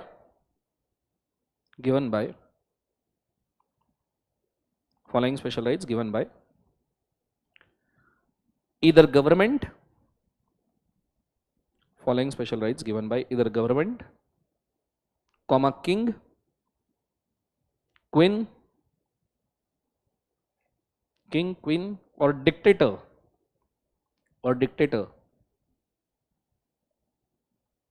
king, queen or dictator of or in king, queen or dictator of any country or territory, king, queen or dictator of any country or territory, full stop. नीचे 3 powers लिख लीजिएगा जो chartered company को मिलते हैं। सबसे पहला power trade, कि ये कंपनी जिस एरिया में जाएगी उसके रिसोर्सेज को एक्सप्लॉइट करेगी। आपने सुना था कि अंग्रेज आने के पहले हमारा देश सोने की चिड़िया था, बाद में सिर्फ चिड़िया बची है, बोलो हाँ है ना। तो सारा सोना कौन लेके गए, अंग्रेज लेके गए ना। सो पहला ऑब्जेक्टिव क्या लिखवाया मैंने, ट्रेड। यहां के इंडिया के रिसोर्सेज को यूज करते हुए वेस्टर्न कंट्रीज को सेल किया गया है, और ये करने के लिए उन्होंने बीच में वो पूरा अफ्रीका और इसके यूरोपियन कॉन्टिनेंट के बीच में से सुएज कैनाल बनाया था। आपको पता है चार्टर्ड कंपनी का इंडिया पे क्या असर होता है, knowledge point of view, so that ये कंसेप्ट स्टैंड कर पाए। ब्रिटिश ईस्ट इंडिया कंपनी आने के पहले इंडिया का इकोनॉमिक, कल्चरल, अदरवाइज भी कैपिटल कोलकाता था। Kolkata was considered to be one of the most developed city in the India. और सारे पहले स्टॉक, पुराने से पुराना स्टॉक एक्सचेंज जो इंडिया में है पहले 1-2, उसमें से एक है कोलकाता का। सबसे बड़े ट्रेड फैसिलिटीज कोलकाता में थे, सबसे बड़े हब्स, बंदरगाह ये कोलकाता में थे। पर जब से अफ्रीकन कॉन्टिनेंट और यूरोपियन कॉन्टिनेंट में से सुएज कैनाल बना, ब्रिटिशर्स जब से सुएज कैनाल का यूज करके इंडिया आने लगे, तो उन्होंने खुद का पूरा शिपिंग मुंबई डालना शुरू कर दिया, बॉम्बे, जिस वजह से कोलकाता से सारे के सारे ट्रेड बेसिस बॉम्बे शिफ्ट हुए, and after that Bombay becomes a financial capital of India. Are you guys understanding? कभी आप यूट्यूब के ऊपर, गूगल के ऊपर सर्च करना what is a Suez canal, you will find a route. पहले पूरा इंडिया को नीचे से ऐसा, इधर for example this is Africa, this is Europe, तो पहले पूरा इंडिया के नीचे से घूम के वो बे ऑफ बंगाल से आते थे Kolkata.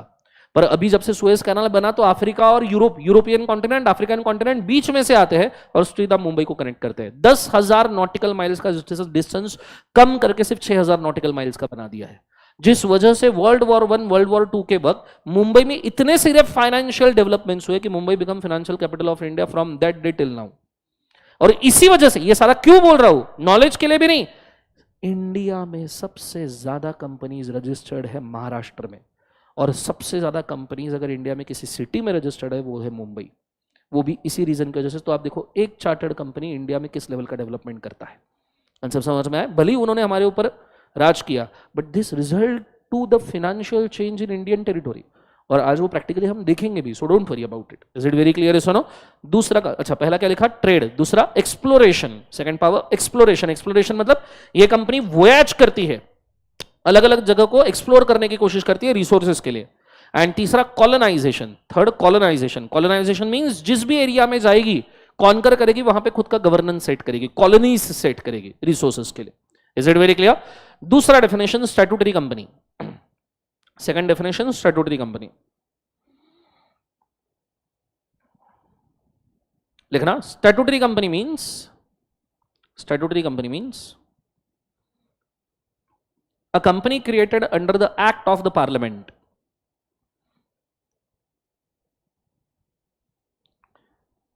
a company created under the act of the parliament of India Act of the Parliament of India. For example, SBI under SBI Act 1955. SBI under SBI Act 1955.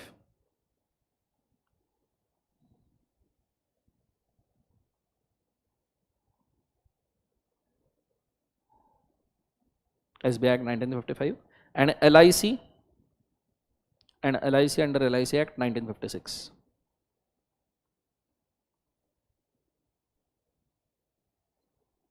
Is it very clear?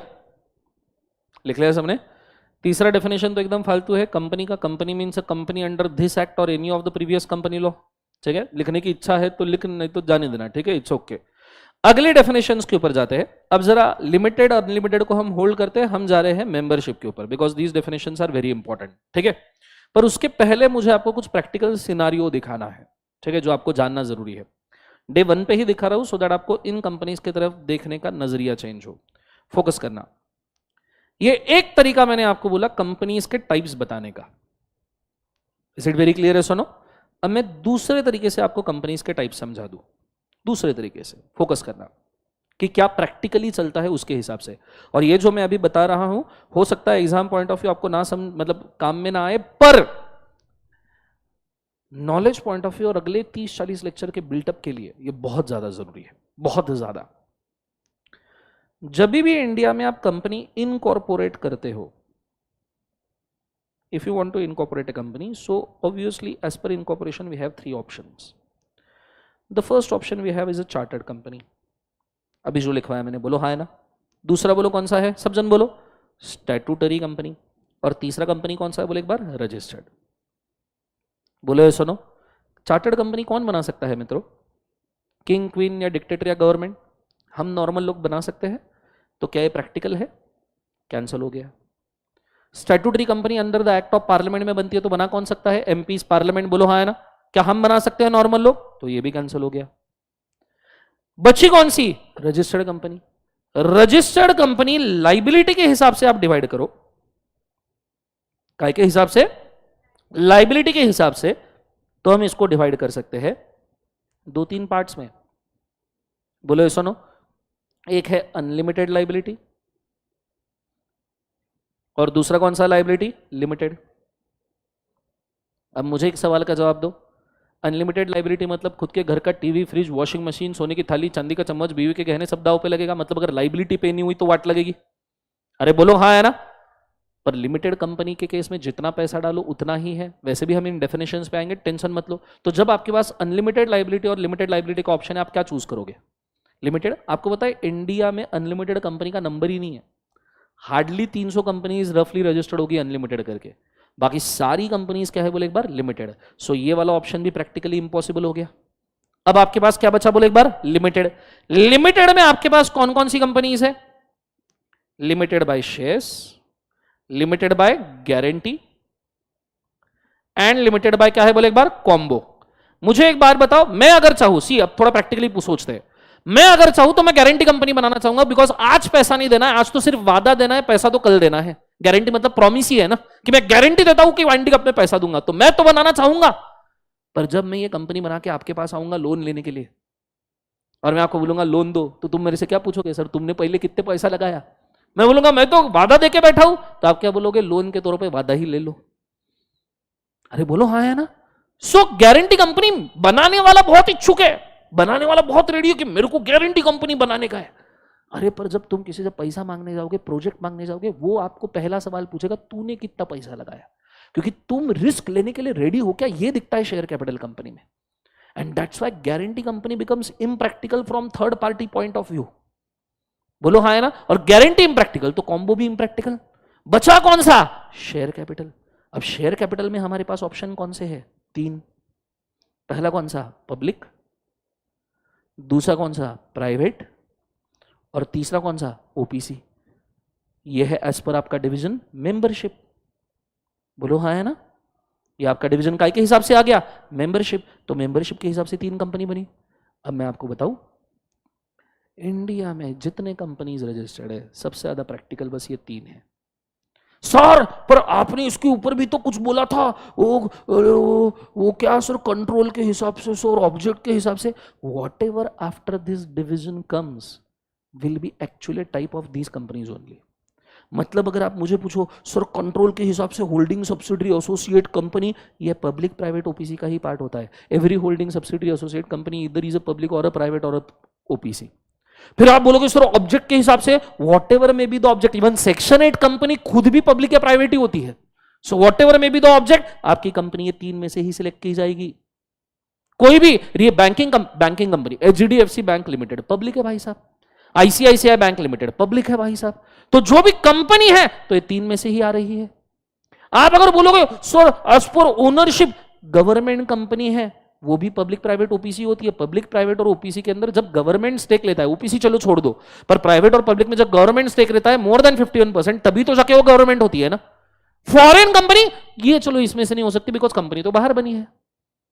Sir as per working active dormant, वो भी तो public private OPC ही होती है। तो actually अगर देखा जाए तो इंडिया में एक्चुअल कंपनी सिर्फ 3 ही होती है। कौन सी? पब्लिक प्राइवेट और ओपीसी। इसलिए पूरा कंपनीज एक्ट हम इसी नजर से देखते हैं, हम बाकी किसी नजरिए से कंपनीज एक्ट देखते ही नहीं है। सर आप क्या बोल रहे हो? यस, जितने भी टाइप्स ऑफ कंपनी मैंने बोले उसमें से प्रैक्टिकल सिर्फ ये 3 है। हम नहीं मानते सर। हम क्यों माने? ओके तो देख ही लेते हैं। पहले ही दिन तुम्हारा नजरिया मैं सेट कर दूं जिंदगी का कि इसको देखना किस तरीके से है। This is ministry of corporate affairs, सत्यमेव जयते, G20 समिट, भारत का Amrit Mahotsav, ministry of corporate affairs का monthly information bulletin, monthly information bulletin for September 2025। ठीक है, अभी आपको चाहिए तो दिसंबर वगैरह का भी अवेलेबल होगा। ये कहां से अवेलेबल करा जा सकता है? बहुत सिंपल टास्क, बहुत सिंपल चाहिए तो अपन नया वाला तुम्हारे लिए देख लेते हैं। ठीक है, जाने का MCA डॉट आया, हाँ gov.in, इसके ऊपर जाने का, MCA.gov.in के अंदर जाने का, datas and reports, datas and reports के अंदर इधर लेफ्ट साइड में तुमको दिखेगा मंथली इंफॉर्मेशन बुलेटिन, बाकी और भी रिपोर्ट्स है। मंथली इंफॉर्मेशन बुलेटिन में ताजा ताजा अवेलेबल है नवंबर का। Is it very clear? ये नवंबर का मंथली इंफॉर्मेशन बुलेटिन मैंने कर लिया डाउनलोड, मैंने इधर उधर ला लिया, इधर मैंने उसको एज अ PDF फॉर्म में इंपोर्ट कर लिया। ठीक है, ये आ गया मंथली इंफॉर्मेशन बुलेटिन नवंबर 2025। मतलब ताजा जो मिनिस्ट्री ऑफ कॉर्पोरेट अफेयर्स के पास डाटा अवेलेबल है वो एग्जैक्टली अभी हम देख रहे हैं, कुछ मन से देखना नहीं है। नीचे चलिए, टेबल ऑफ कंटेंट, इसके अंदर सारा डाटा दिया है, इवन LLPs का और फॉरेन कंपनीज का भी डाटा दिया है, तो उन्हें जीवन में नहीं देखा होगा। इसके नीचे आप आओगे तो ये शुरू होता है आपका कंपनीज। 75 साल के हिस्ट्री में इंडिया में लगभग 30 लाख कंपनीज रजिस्टर हुए, उससे भी पहले, क्योंकि कुछ तो कंपनीज एक्ट 1956 के पहले के थे। 75 ईयर्स की हिस्ट्री में इंडिया में इतने सारे कंपनीज रजिस्टर हुए, बोलो हाँ है ना। उसमें से जिंदा सिर्फ 19,89,676 कंपनीज है जिंदा। उसमें से अगर आप देखो तो लिमिटेड बाय शेयर्स 19,73,000। मैंने आपको बोला था सबसे प्रैक्टिकल लिमिटेड बाय शेयर है, गारंटी के नाम से ज्यादा कंपनीज बनेगी नहीं। And as you can see companies limited by guarantee are only 16,254। मतलब आप सोचो 20 लाख कंपनीज में से सिर्फ 16,000 कंपनीज गारंटी वाली है, और अनलिमिटेड तो मतलब मैंने बोला था 300 से 400 नंबर है, 309 अनलिमिटेड कंपनीज है। अब लिमिटेड बाय शेयर कैपिटल में पब्लिक कंपनी सिर्फ 71,000 है। आप सोचो लगभग 20 lakh companies limited by share में, public are only 71,000, private are 19 lakh companies. और ये जो 71,000 कंपनीज पब्लिक है उसमें से लिस्टेड सिर्फ 60,000 है। जो आप कंपनीज जानते हो ना स्टॉक एक्सचेंज के ऊपर, जिसके नाम आप सबको पता है, वो सिर्फ 60,000 है। ऐसे 19 लाख प्राइवेट कंपनीज जो इंडिया में एग्जिस्ट करते हैं, जिसमें से ओपीसी लगभग 74,000 है। आप सोचो ओपीसी 10 साल पहले आया हुआ कंसेप्ट है, 2014 में फर्स्ट टाइम, और पिछले 10 साल में 74,000 ओपीसी बन गए, और 75 सालों से हम वो नंबर पार नहीं कर पा रहे पब्लिक के लिए। तो आप सोचो पब्लिक, इससे समझ में क्या आता है? इससे ये समझ में आता है कि पब्लिक कंपनी के लिए कंपनीज एक्ट कितना कोर्सिव है, कितना रेगुलेटरी है। पब्लिक कंपनीज के लिए कितने रेगुलेशन कंपनीज एक्ट में डाले। सो जो भी बनाता है वो प्राइवेट ही बनाता है और पब्लिक का सोचता भी नहीं है। This is not even a 10% of actual figure guys, are you understanding? This is not even 2 lakh, 20 lakh का 10% होना वो भी नहीं है। It is not even 5% actually. और एक्चुअल ओपीसी का नंबर तो मतलब पब्लिक से भी ज्यादा हो रहा है। That means you have better liberty for creation of OPC and private companies.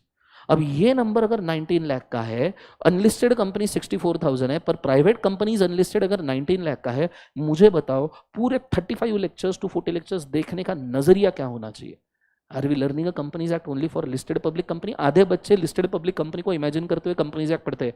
Your actual motive should be monitoring this 19 lakh companies and regulating this 71,000 companies. Are you guys understanding? And this is only practical. आप unlimited में जाओगे तो number all follow होता है, limited by guarantee में भी follow होता है. और मैंने आपको बोला था कि गारंटी कंपनी भी लिस्टेड हो सकती है कॉम्बो की सिचुएशन में. सी दिस गारंटी कंपनी 16,000, जिसमें से पब्लिक कितने हैं, जिसमें लिस्टेड 14 है. Are you guys understanding? और ये खतरनाक रिपोर्ट है भाई साहब, खतरनाक. मैंने अभी आपको बोला था चार्टर्ड कंपनी, इसमें से इंडस्ट्री वाइज डिवीजन है कि कौन से इंडस्ट्री में कितने हैं. इंडिया में बिजनेस सर्विसेज में सबसे ज्यादा कंपनीज है, बिकॉज सॉफ्टवेयर कंपनीज का हब इंडिया है. 5 लाख कंपनीज बिजनेस सर्विसेज में है. Other manufacturing entities 3,80,000 manufacturing entities है, एंड ऑल अदर सर्विसेज. ये स्टैंडिंग डाटा है जो फ्रेश एमसीए का अवेलेबल है. आप इसके नीचे चले जाइए तो आपको दिखेगा मेल फीमेल डिवीजन. ठीक है, gender wise distribution, male female distribution, कौन सी कंपनीज में कितने हैं, कि किसने कौन सी कंपनीज बनाई और कौन डायरेक्टोरियल मेल फीमेल लेवल पे है. हम वुमेन इक्वालिटी की बात करते हैं, data also supports the same. उसके बाद में हम आगे बढ़ेंगे तो मैंने आपको बोला था मुंबई में सबसे ज्यादा कंपनीज रजिस्टर्ड है सुएज कैनाल के बाद में. बोलो हाँ है ना? This is state wise distribution of all 20 lakh companies. सबसे ज्यादा कंपनीज 3,75,000 महाराष्ट्र. इसके बाद में सबसे बड़ा नंबर आता है दिल्ली गुड़गांव के साइड, क्योंकि मैक्सिमम कंपनीज वहां रजिस्टर होती है. फिर उसके बाद में अगर आपको नंबर दिखेगा तो वेस्ट बंगाल साइड अच्छा नंबर दिखेगा, दैट इज 1,51,000. तमिलनाडु साइड आपको अच्छा नंबर दिखेगा 1,32,000. Are you guys understanding? कुछ तो ऐसे स्टेट है जहां कंपनी दिखेगी भी नहीं. सिक्किम 3, 20 लाख में से 3. आप अगर जाओ लेह लद्दाख 72, 20 लाख में से 72 companies. So this entirely states that how you should regulate a companies act. अब इस डाटा से समझ में आता है कि अगर महाराष्ट्र में इतने कंपनीज है तो मैक्सिमम नंबर ऑफ आरओसीज भी तो महाराष्ट्र में होनी चाहिए ना. तो महाराष्ट्र में 2 आरओसीज है भाई साहब. दिस इज लॉजिकल रीजन कि महाराष्ट्र में 2 आरओसी क्यों है. अब तुमको याद करने की जरूरत नहीं कि महाराष्ट्र में 2 आरओसी क्यों है, तुम्हें नॉलेज पता है, तुम्हें यह पता है कि क्यों 2 आरओसी है. तमिलनाडु में 2 आरओसी है. सर फिर दिल्ली में क्यों नहीं है? बिकॉज दिल्ली, हरियाणा और उत्तर प्रदेश मिलके कंपनीज रजिस्टर्ड है ना. हरियाणा का आरओसी अलग है, दिल्ली का आरओसी अलग है, उत्तर प्रदेश का आरओसी अलग है. तो वैसे ही वहां पे 3 डिवीजन हो जा रहे हैं, इसलिए वहां डबल आरओसी बनाने की जरूरत नहीं है. Are you guys understanding? This is a data. इसमें से भी आप अगर देख लो तो 30 लाख के आसपास कंपनीज रजिस्टर्ड हुई है हिस्ट्री में आज तक के, जिसमें से इतनी सर्वाइविंग है, इतनी क्लोज करके बैठे हैं 10 लाख के आसपास कंपनी डॉर्मेंट. मैंने आपको अभी अभी बोला था 2,550 कंपनीज डॉर्मेंसी में है.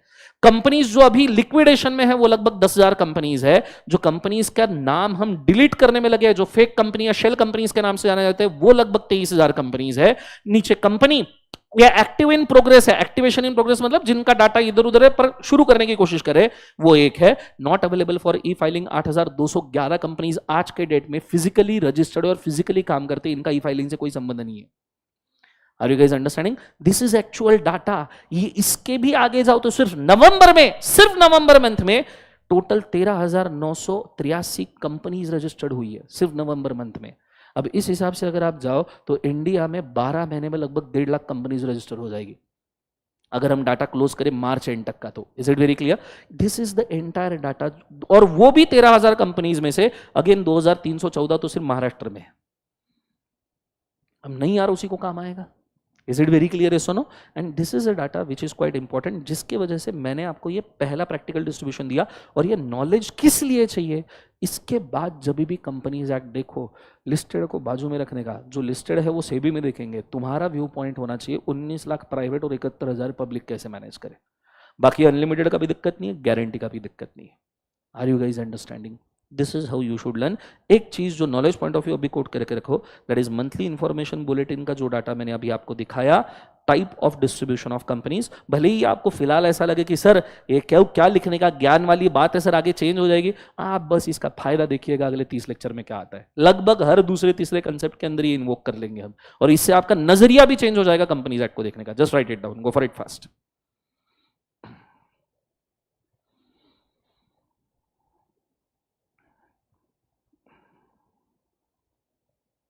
लाइव स्ट्रीम में सबको समझ में आएगा, जरूर बोलिएगा प्लीज.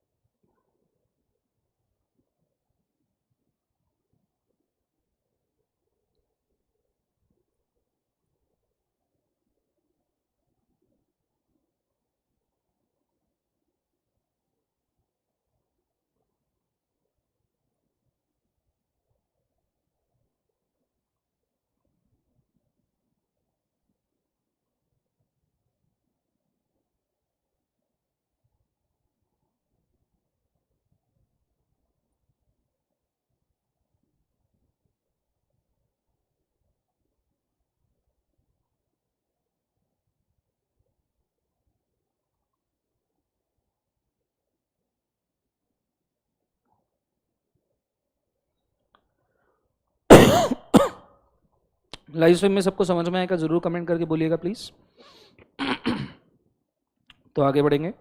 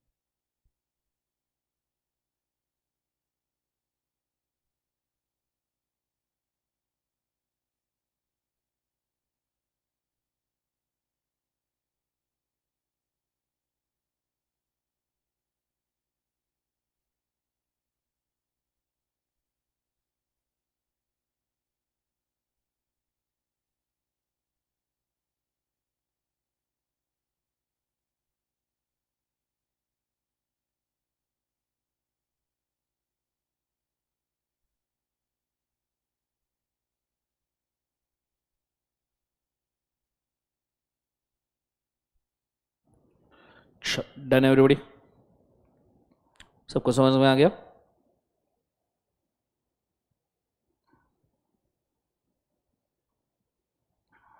बच्चों बोलो सुनो। ये चीज़ अगर आपको समझ में आई है बहुत अच्छे तरीके से, यहाँ मैंने आपको टाइप्स ऑफ कंपनी समझा दिया है। अब एक एक कंपनीज को धीरे धीरे धीरे समझेंगे जो इंपॉर्टेंट है। अब आपको इस पूरे सिनारियो से क्या समझ में आ रहा है, कौन से 3 कंपनी सबसे ज़्यादा इंपॉर्टेंट है? OPC, private, public. ये पक्का क्लियर है? तो अब इसीलिए इसी रीजन की वजह से हम जा रहे हैं ओपीसी के ऊपर। काय के ऊपर बोले एक बार? ओपीसी। पूरा ध्यान मुझे बोर्ड के ऊपर दीजिएगा, बहुत अच्छे से फोकस कीजिएगा तो समझ में आएगा, अदरवाइज थोड़ा सा मुश्किल है। ठीक है, are you guys ready? Let's go. So मैं शुरू कर रहा हूं ओपीसी के डेफिनेशन के साथ और स्ट्रेट अवे कंटेंट के ऊपर हम जाते हैं, ज्यादा टाइम पास इसके लिए नहीं करेंगे। अगर मैं बात करूं ओपीसी की, ठीक है, सबको दिख रहा है? बोलो हाँ है ना। अगर मैं बात करूं ओपीसी की, तो ओपीसी की डेफिनेशन दी है 2 सबसेक्शन नंबर 62 में। कौन से सेक्शन में बोले एक बार? 262। पर इसके सारे प्रोविजंस जो है ना वो सेक्शन 3 में दिए गए हैं। कौन से सेक्शन में? 3। मतलब एक्चुअली 262 में एक ही लाइन लिखी है, OPC means a company where only 1 person is a member, खत्म। और बाकी सारा प्रपंचा सेक्शन 3 में लिखा है। तो मैं 262 को साथ में सेक्शन 3 के यहां पे रीड कर रहा हूं। एग्जाम में पूछा गया है, बहुत अच्छे सवाल है इसके ऊपर, खास करके case law based case study रहता है ना 30 मार्क्स का, उसमें ओपीसी के ऊपर नॉर्मली देखा गया है कि ऑब्जेक्टिव आ जाएगा। कौन से पैरामीटर्स पे आएगा अभी देखेंगे। सबसे पहली बात, एक एक पैरामीटर को देखते हैं। मैंने इसको बहुत सारे पार्ट्स में डिवाइड करके रखा है इंपॉर्टेंस वाइज, सो एक एक देखते हैं। पहला वाला, लिखने की जरूरत नहीं है, स्क्रीनशॉट मिल जाएगा, समझने की कोशिश करो। या अगर किसी को नींद वगैरह आ रही है बीच बीच में कि नहीं सर मेरे को लिखने से ही होता है, तो लिखते जाइए, ठीक है, बट बीच में मैं स्टॉप नहीं करूंगा, एनीवेज मैं स्क्रीनशॉट दे दूंगा। टाइप ऑफ कंपनी, ओपीसी कौन से टाइप की कंपनी है? तो you will understand it is a type of private company. Is it very clear? क्योंकि एक ही पर्सन का होल्डिंग होता है, प्राइवेट कंपनी में डिवीजन हो जाता है। ओपीसी के नाम में, जैसे प्राइवेट कंपनी के नाम में हम लिखते हैं प्राइवेट लिमिटेड, वैसे ओपीसी के नाम में हम लिखते हैं प्राइवेट लिमिटेड, या ब्रैकेट में हम साथ में लिखते हैं ओपीसी, या पहले प्राइवेट लिमिटेड लिख के बाद में ब्रैकेट में लिखते हैं ओपीसी। दोनों तरीके से ओपीसी कोड किया हुआ चलेगा।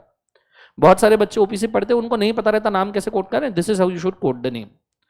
फिर सवाल उठता है ओपीसी का मेंबर कौन बन सकता है, और ओपीसी के गोइंग कंसर्न के लिए। देखो मेंबर एक ही रहता है ओपीसी में, सब जन बोलो कितने मेंबर रहते हैं? एक। अगर वो मर गया तो गोइंग कंसर्न डैमेज हो जाएगा ना, और कंपनी का तो कैरेक्टर है गोइंग कंसर्न, इसलिए उसके जगह पे एक बंदे का नाम देना पड़ता है जो गोइंग कंसर्न चलाने के लिए काम में आए, उसे हम कहते हैं नॉमिनी। और ये नॉमिनी का नाम हम ओपीसी के कहां देते हैं? मेमोरेंडम में। और ये ओपीसी का मेंबर और नॉमिनी कैसा होना चाहिए? तो बोला गया है he should be an individual. सब जन बोलो he should be individual, natural person, not a minor, 18 साल के ऊपर होना चाहिए, सिटीजन ऑफ इंडिया, रेसिडेंट और नॉट। अब जरा फाउंडेशन के मॉड्यूल में एक गलती करके रखी थी। फाउंडेशन के मॉड्यूल में उन्होंने लिखा था कि he should be resident in India, बाद में उन्होंने लिखा था नॉन रेसिडेंट भी चलेगा, और बाद में उन्होंने रेसिडेंस के 120 डेज लिखे भी थे। पर अभी मैं आपको सीए इंटर के मॉड्यूल से इसको क्लियर करवा दूं बहुत अच्छे तरीके से कि भाई साहब ये कौन है बंदा। कहां गया अभी वो मॉड्यूल ओपन किया था?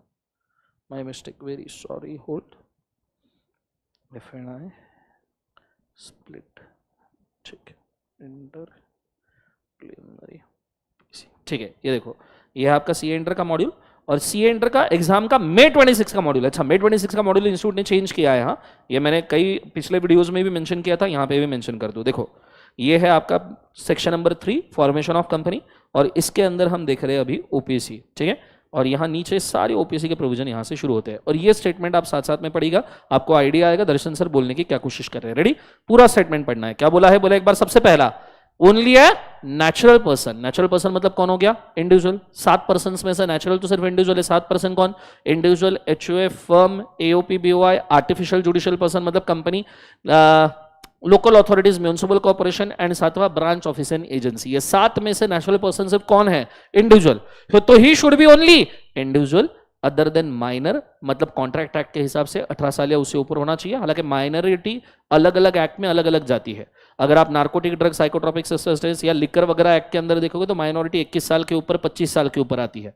मैरिज एक्ट के अंदर देखोगे तो 21 ईयर्स के ऊपर आती है। ये इंडियन कॉन्ट्रैक्ट एक्ट वाला माइनॉरिटी है, that is more than equal to कितना, 18 years, who is a citizen of India. Citizen of India is mandatory, third condition. Whether, अब ये बहुत खास है, वर्डिंग देखिएगा, वेदर रेसिडेंट इन इंडिया और अदरवाइज। अदरवाइज मतलब नॉट है ना, मतलब रेसिडेंट हो भी सकता है, नहीं भी हो सकता, मतलब नॉन रेसिडेंट भी ओपीसी बना सकता है, पर इंडिया का सिटीजन होना जरूरी है। Citizen is must, residence is optional. हां, पर अगर आप रेसिडेंट बनना चाहते हो तो क्या कंडीशन है, उसके लिए लिख के रखा है नीचे कि अगर रेसिडेंट बनना चाहते हो तो प्रीवियस फाइनेंशियल ईयर में 120 दिन चाहिए। अब ये हालांकि मुझे बिल्कुल पसंद नहीं आता प्रीवियस फाइनेंशियल ईयर में, क्यों, काम इस साल करना है, रेसिडेंस पिछले साल 120 दिन है, इस साल वो गायब है, तो क्या फायदा रेसिडेंस का। तो मुझे ऐसा लगता है करंट फाइनेंशियल होना चाहिए। Anyways it is optional condition, तो टेंशन नहीं लेंगे। तो एक बार चारों के चारों के लो, क्या है, individual who is not a minor, बोलो मेरे साथ साथ, सब जन बोलेंगे लाइव स्ट्रीम में भी, क्या है, individual who is not a minor, citizen of India, resident और नॉट। और रेसिडेंस का मतलब कितना है, 120 days during preceding financial year. और बस यही चीज तो मैंने यहां पे लिख के रखी है। सो देखो, individual not a minor, citizen of India, resident in India और नॉट, और इफ 120 डेज और मोर इन अ प्रीवियस फाइनेंशियल ईयर, ये रिकमेंडेड है। कंसेप्ट समझ में आया, यही सिर्फ ओपीसी का मेंबर बन सकता है, या नॉमिनी के लिए भी यही कंडीशन है। इज इट वेरी क्लियर, क्या आपको समझ में आ रहा है। अब जाते हैं खास चीज पे, ठीक है। एक इंडिविजुअल है, इंडिविजुअल, ये केसेस है 1 2 3। अगर एक इंडिविजुअल एक ओपीसी में मेंबर है तो क्या वो इंडिविजुअल दूसरे ओपीसी में मेंबर बन सकता है, आंसर है नो। आप किसी एक ही ओपीसी में मेंबर हो सकते हो। अगर एक इंडिविजुअल दूसरे केस में एक ओपीसी में मेंबर है तो दूसरे में नॉमिनी बन सकता है। आपने इसके ऊपर काफी सारा डिस्प्यूट सुना होगा, but let me tell you, अगर आप किसी एक ओपीसी में मेंबर हो तो दूसरे में नॉमिनेशन अलाउड है। सर हम नहीं मानते, कैसे अलाउड है, ऐसे कैसे अलाउड है, मैं नहीं कह रहा, जो मॉड्यूल बोलेगा वो, एग्जाम पॉइंट ऑफ व्यू वो जरूरी है। आ जाइए नीचे, ये सेंटेंस जरा साथ में पढ़िए, हाईलाइट करके इंस्टीट्यूट ने मॉड्यूल में दिया है, सब जन पढ़ेंगे। रेडी, 1 2 3 बोलो, क्या है, a natural person shawl not be a member of more than 1 OPC. Natural person एक ओपीसी से ज्यादा का मेंबर होना नहीं चाहिए at any point of time. बोलो हाँ है ना, एट क्या बोला गया है, एनी पॉइंट ऑफ टाइम, दिख रहा है सबको, हाँ है ना। एंड बोला है, क्या बोला है, and the said person. The said person मतलब जो ऑलरेडी किसी एक ओपीसी में मेंबर है, वो बंदा जो ऑलरेडी किसी एक ओपीसी में मेंबर है, वो द सेड पर्सन बोला है। नहीं तो ऐसा बोलते थे और भी लिखते सकते थे, उन्होंने एंड लिखा। एंड द सेड पर्सन मतलब जो ऑलरेडी किसी एक ओपीसी में मेंबर है, shawl not be a nominee of more than 1 OPC. Shawl not be a nominee of more than 1 मतलब 1 तो अलाउड है। मतलब मैं अगर इंडिविजुअल हूं, एक ओपीसी का मेंबर हूं, एंड मैं जो एक ओपीसी का मेंबर हूं वो किसी एक और ओपीसी का नॉमिनी हो सकता है, उससे ज्यादा का हो नहीं सकता। मतलब मुझे एक मेंबरशिप अलाउड है और एक नॉमिनीशिप अलाउड है, पर एक एक ही अलाउड है। अगर आप मुझे इस सिचुएशन में पूछोगे सौर, अगर मैं हम एक में मेंबर है, फर्स्ट ओपीसी में हम क्या है, सब जन बोलो, फर्स्ट ओपीसी में हम क्या है, मेंबर, सेकंड में हम क्या है, नॉमिनी, तो क्या हम थर्ड में नॉमिनी बन सकते हैं, नहीं। थर्ड में नॉमिनी बन सकते हैं, नहीं। ये आपको पूछा जा सकता है एग्जाम में। सर हम एक, थर्ड वाला केस, थर्ड वाला, सर हम एक इंडिविजुअल है, एक में नॉमिनी है, तो क्या हम दूसरे में नॉमिनी बन सकते हैं, बन सकते हैं, बिल्कुल बन सकते हैं। पर सर ये तो कहीं लिखा नहीं है, आपने अभी जो पढ़ा मॉड्यूल का उसमें तो एक ओपीसी में मेंबर बोला है, दूसरे में नॉमिनी बोला है। ये तो कहीं नहीं लिखा ना कि एक में नॉमिनी तो दूसरे में भी नॉमिनी अलाउड है, ये तो नहीं लिखा। अब मैं आपको सवाल पूछता हूं कि ये इंटरप्रिटेशन कहां से आया, खास करके केस नंबर 3 का इंटरप्रिटेशन दर्शन सर ने किधर से लाया, इसके लिए मैं आपको अंडरस्टैंडिंग दे रहा हूं। 2 चीजें, सब जन मेरे साथ साथ। पहले केस में आप एक में मेंबर हो, एक में नॉमिनी हो। सब जन बोलो। फर्स्ट केस सब जन दिखाओ, लाइव स्ट्रीम में भी दिखाना, सब लोगों ने एक्शन करनी है। पहले केस में एक ओपीसी में मेंबर हो, एक में नॉमिनी हो। दूसरे केस में दोनों में नॉमिनी हो। अच्छा, पहला केस हमने टिक कर दिया हां करके, बोलो पहला केस टिक किया ना, एक में मेंबर एक में नॉमिनी अलाउड है ना, और दूसरे में दो जगह नॉमिनी है। मुझे बताओ इसमें से कौन सा ज्यादा रिस्की है? एक कंपनी में मेंबर होना और एक में नॉमिनी होना, यह ज्यादा रिस्की है या दो जगह पे नॉमिनी होना ज्यादा रिस्की है? Which one is more risky? Which one is more? See, एक में आप काम कर रहे हो और एक में आपका नाम है, यह ज्यादा रिस्की है, या दोनों जगह पे सिर्फ नाम है यह ज्यादा रिस्की है? जहां आप काम कर रहे हो ज्यादा रिस्की है ना, क्योंकि आप ओपीसी के मेंबर हो तो काम को कंट्रोल करना है। सो केस वन, जहां एम एंड मेंबर और नॉमिनी हो, ये केस वन। ये केस जहां में आप काम कर रहे हो is more riskier than nominee and nominee. बराबर है, बोलो हाँ है ना। अब जो चीज ज्यादा रिस्की है उसको अलाउ करके रखा है, तो इसका मतलब क्या हुआ? जो चीज कम रिस्की है वो तो अलाउड ही है ना। अरे बोलो हाँ है ना। मेंबर और नॉमिनी अगर अलाउड है, ये ज्यादा रिस्की है फिर भी अलाउड है, तो ऑब्वियसली नॉमिनी एंड नॉमिनी तो अलाउ होगा ही होगा ना। समझ में आ रहा है पक्का? And that's why case number 3 के अंदर मैंने जो लिखा कि एक में नॉमिनी है दूसरे में नॉमिनी है, चलेगा। क्यों? क्योंकि अगर केस 2 जितना रिस्क अलाउड है तो केस 3 जितना रिस्क तो वैसे ही अलाउड है। अरे भाई, इंडिया में अगर गांजा फूकना लीगल कर दिया,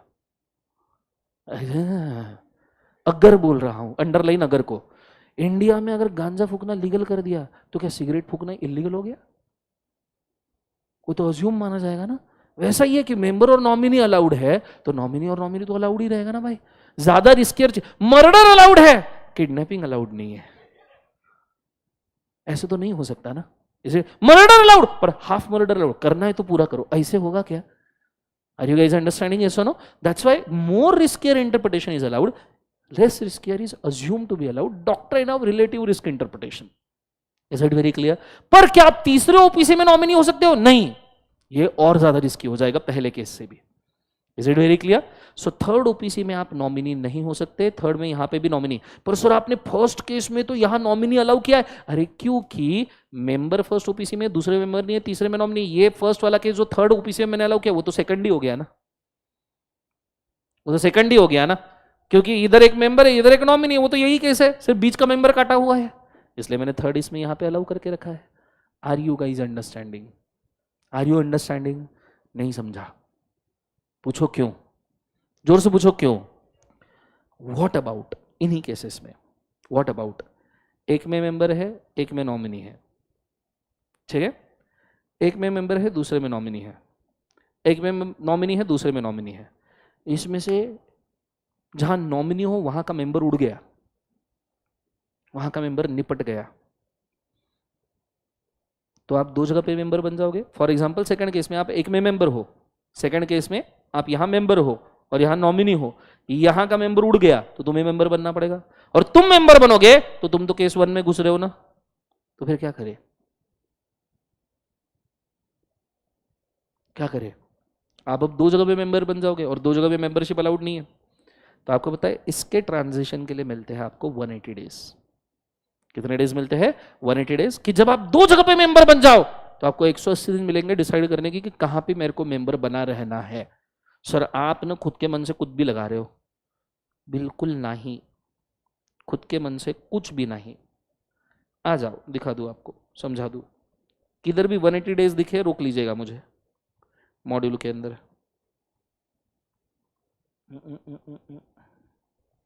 15 डेज सोल मेंबर, 230 डेज। हाँ ये देखो दिख रहा है पैराग्राफ, मेरे साथ साथ पढ़ना, सब जन साथ में पढ़ेंगे। रेडी? 1 2 3 यहां से पढ़ना। रेडी?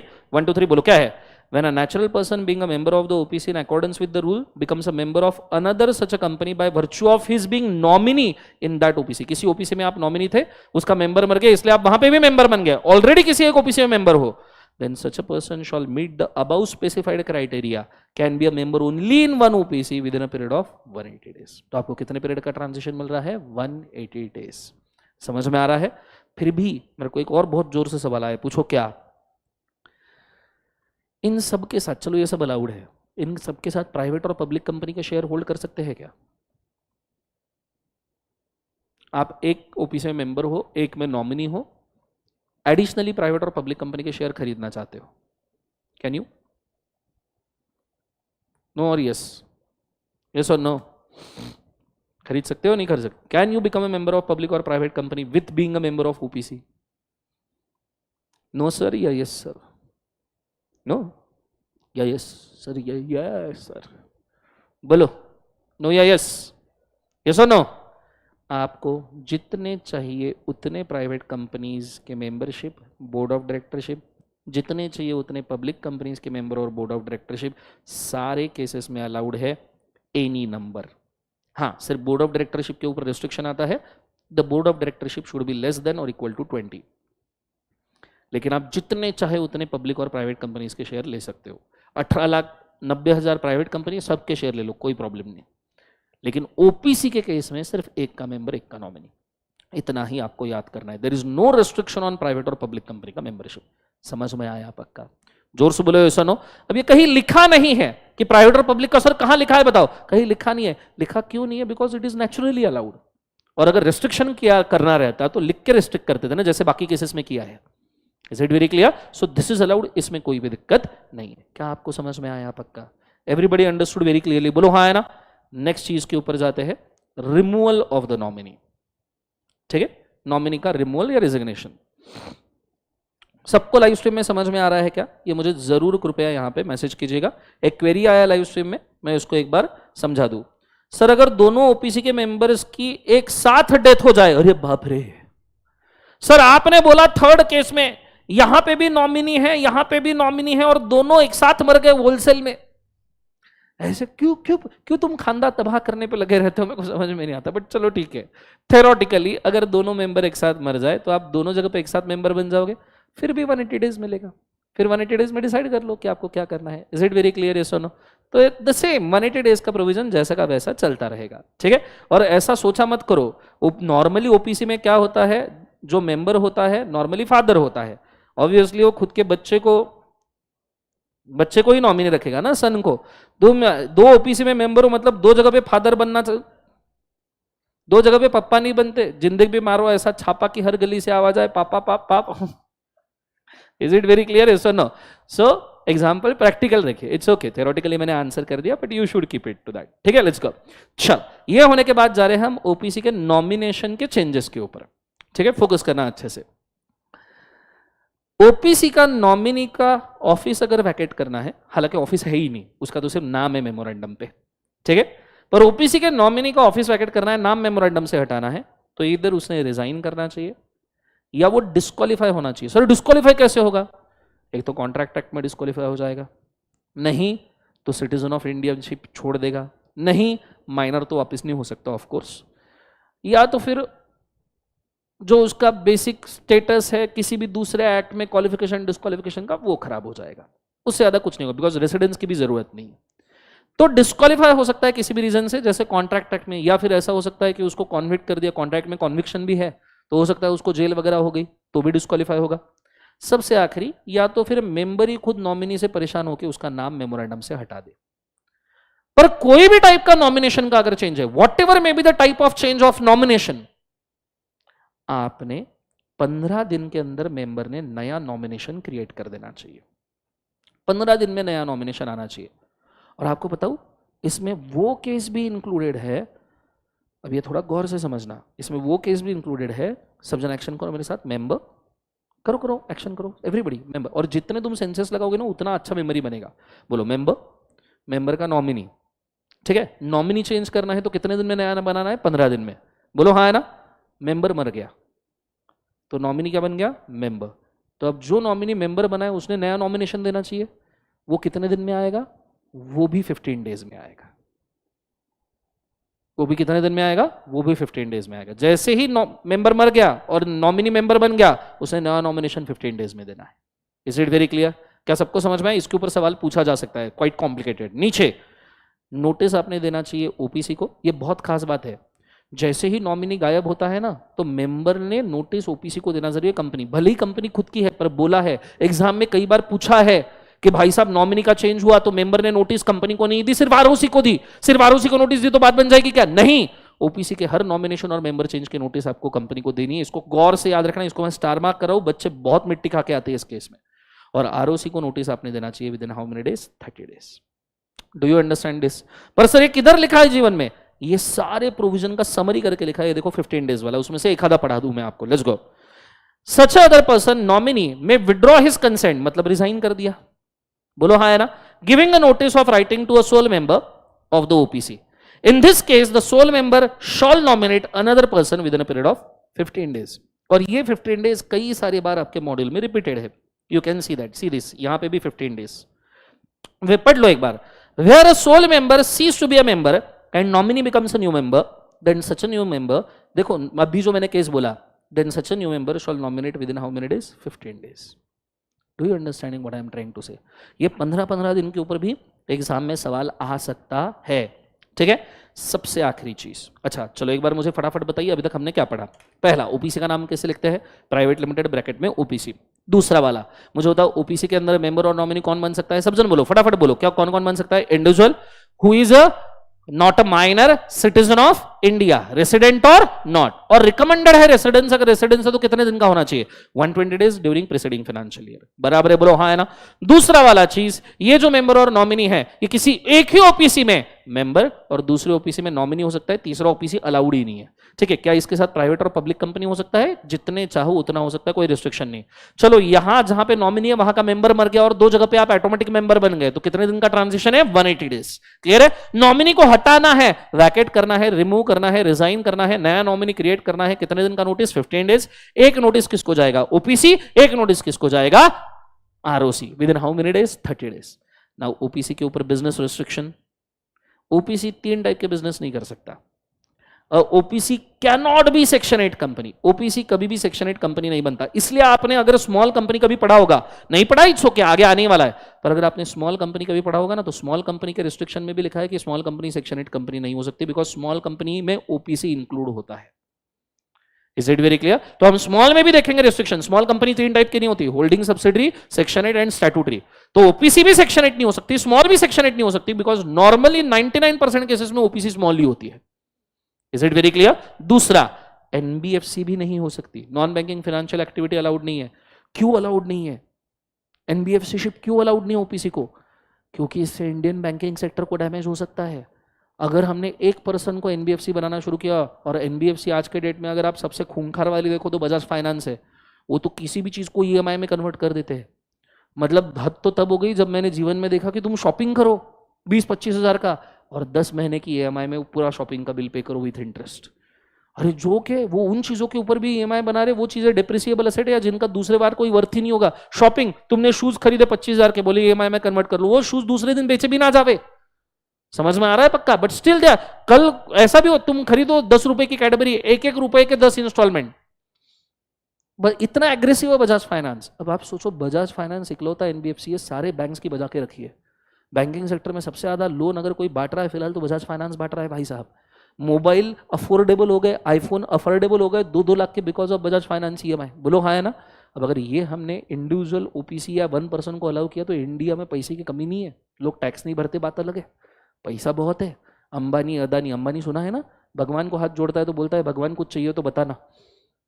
अरे बोलो हाँ है ना? अब आप कल सोचो कि अगर अंबानी ने ओपीसी ओपन किया एनबीएफसी के नाम से, क्या वाट लगेगी इंडियन बैंक्स की? बोलो हाँ है ना? And that's why OPC can not B NBFC, क्योंकि इससे बैंकिंग सेक्टर को तगड़ा डैमेज होगा और इंडिया की इकोनॉमी बैंकिंग सेक्टर के पैरेलल चलती है भाई साहब। Is it very clear? दूसरा, OPC can not be investment company also, OPC investment company नहीं हो सकता।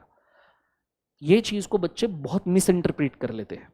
एनबीएफसी तक के समझ में आ जाता है कि एनबीएफसी फाइनेंस नहीं दे सकता, चलो ओके, एनबीएफसी नहीं बन सकता मतलब फाइनेंसिंग नहीं कर सकता, पर इन्वेस्टिंग भी ओपीसी नहीं कर सकता। इसका मतलब बच्चे गलत इंटरप्रेट करते। पूछो कैसे? जब मैं ये कह रहा हूं कि OPC can not be investment company, I mean to say DK private limited OPC. कौन बोले एक बार? DK private limited OPC. मैं इसकी बात कर रहा हूं। DK private limited OPC company खुद किसी भी कंपनी के शेयर होल्ड नहीं कर सकती, मतलब ओपीसी किसी के शेयर होल्ड नहीं कर सकती, पर ओपीसी का जो मेंबर है दर्शन सर या मेरा जो बेटा है, हम किसी भी कंपनी के शेयर होल्ड कर सकते हैं, इसके अंदर कोई रेस्ट्रिक्शन नहीं है। Please do understand. बच्चे मिस इंटरप्रेट करते हैं कि OPC can not be investment company, तो मेंबर और नॉमिनी भी कुछ इन्वेस्टमेंट नहीं कर पाएंगे। Absolutely wrong. ओपीसी इन्वेस्टमेंट नहीं कर सकता। ओपीसी की जब आप बैलेंस शीट बनाओ ना तो इन्वेस्टमेंट वाला हेड ही नहीं आएगा भाई साहब, पर उसके मेंबर और नॉमिनी इन्वेस्टमेंट कर सकते हैं। और इसी वजह से तो मैंने आपको यहां पे बोला कि ओपीसी कितने भी पब्लिक और प्राइवेट कंपनी के शेयर होल्ड कर सकते हैं, ओपीसी के मेंबर और nominee. Are you guys understanding? So OPC किसी भी कंपनी में कोई इन्वेस्टमेंट नहीं रख सकती। इसका सिंपल मतलब एक और है कि ओपीसी कभी भी होल्डिंग कंपनी नहीं बन सकती। Is it very clear? पर ओपीसी का मेंबर और नॉमिनी चाहिए जितने कंपनी के शेयर होल्ड कर सकते हैं, पब्लिक या private. Is it very clear? ये पूरा मैंने आपको ओपीसी का एनालिसिस एक चार्ट के अंदर दे दिया। This is actual meaning of OPC. अब सर अब मॉड्यूल में अगर आप देखोगे ना तो इसके ऊपर कितने पेजेस डेडिकेटेड है बताओ। मतलब आज ही आपको समझ में आएगा कि हमारा प्रोसेस क्या है। ये देखो, फोकस करना अच्छे से। मॉड्यूल में ये देखो, यहां से ओपीसी शुरू हो रहा है। दिस इज पेज नंबर 2.6, लगभग पूरा एक पेज, ये दूसरा पेज, ये तीसरा पेज, ये चौथा पेज, लगभग 4 पेजेस का ओपीसी दिया है। Now it's not possible from exam point of view that you read this 4 pages and you write them. So you require something good, you require something better. तो something good या something better क्या हो सकता है? So if we go to preliminary chapter, if we go to our formula book, ये formula book का सबसे पहला पेज है और आप देख सकते हो 1.25 पेज में 4 पेज का ओपीसी खत्म विथ ऑल द पॉइंट्स जो exam point of view important है, सारे एनालिसिस के साथ। और इसमें वो भी पॉइंट है जो मॉड्यूल में भी नहीं दिए। सारे एनालिसिस जो मैंने आपके साथ अभी शेयर किए, जो प्रोस्पेक्टिव है, जो प्रैक्टिकल है, सारी चीजें इसके अंदर है। एक बार कृपया इसको रीड करके देखें। Go for it fast. हाँ, ओपीसी के नॉमिनेशन का एक ई फॉर्म, बहुत इंपॉर्टेंट ई फॉर्म है, INC4। INC4 याद रखिएगा, हम बार बार इसको रिवाइज करेंगे।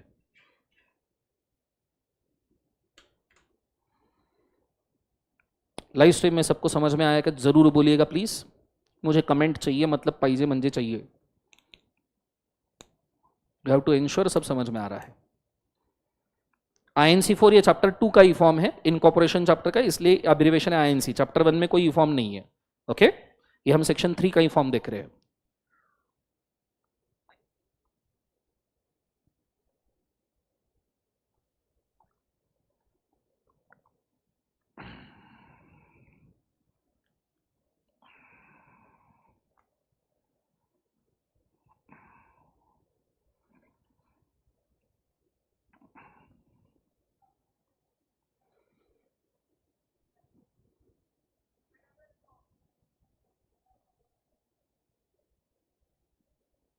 मतलब समझ में नहीं आया।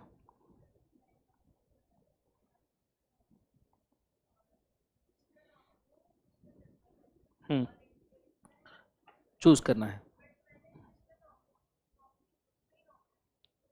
जिसमें नॉमिनी, उसमें तो मेंबर हो गए ना आप अभी, उसमें आप वापस नॉमिनी बन गए, चलेगा, कोई दिक्कत नहीं, फिर वो कंटिन्यू करो। नहीं, 180 डेज में तुम्हें कोई एक मेंबरशिप सिलेक्ट करनी है। नॉमिनीशिप तो आप वैसे भी एक और रख सकते हो ना।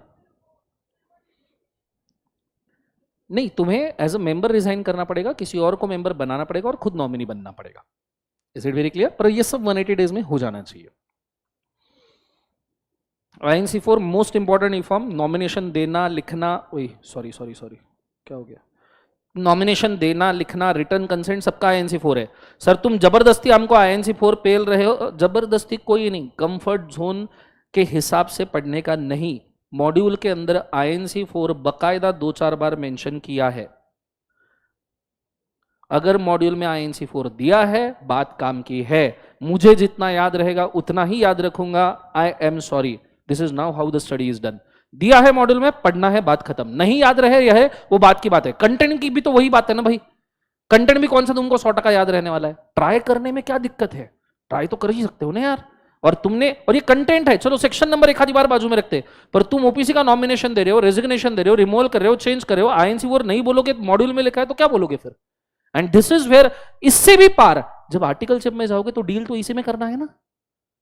आर्टिकलशिप में क्या करोगे? वहां क्या बोलोगे? आर्टिकलशिप में इंटरव्यू में पूछा ओबीसी का है, कौन सा नॉमिनेशन का ही फॉर्म है, सर वो पढ़ा नहीं है या कंफर्टेबल नहीं था। This can not be your answer, I am sorry. ठीक है, सो ये चीज को याद रखना। मैं वापस जा रहा हूं फॉर्मूला बुक के ऊपर, होल्ड। सो फॉर्मूला बुक से पूरा अच्छे से ओपीसी पढ़िए। मैं खास चीजें यहां पे मार्क कर रहा हूं।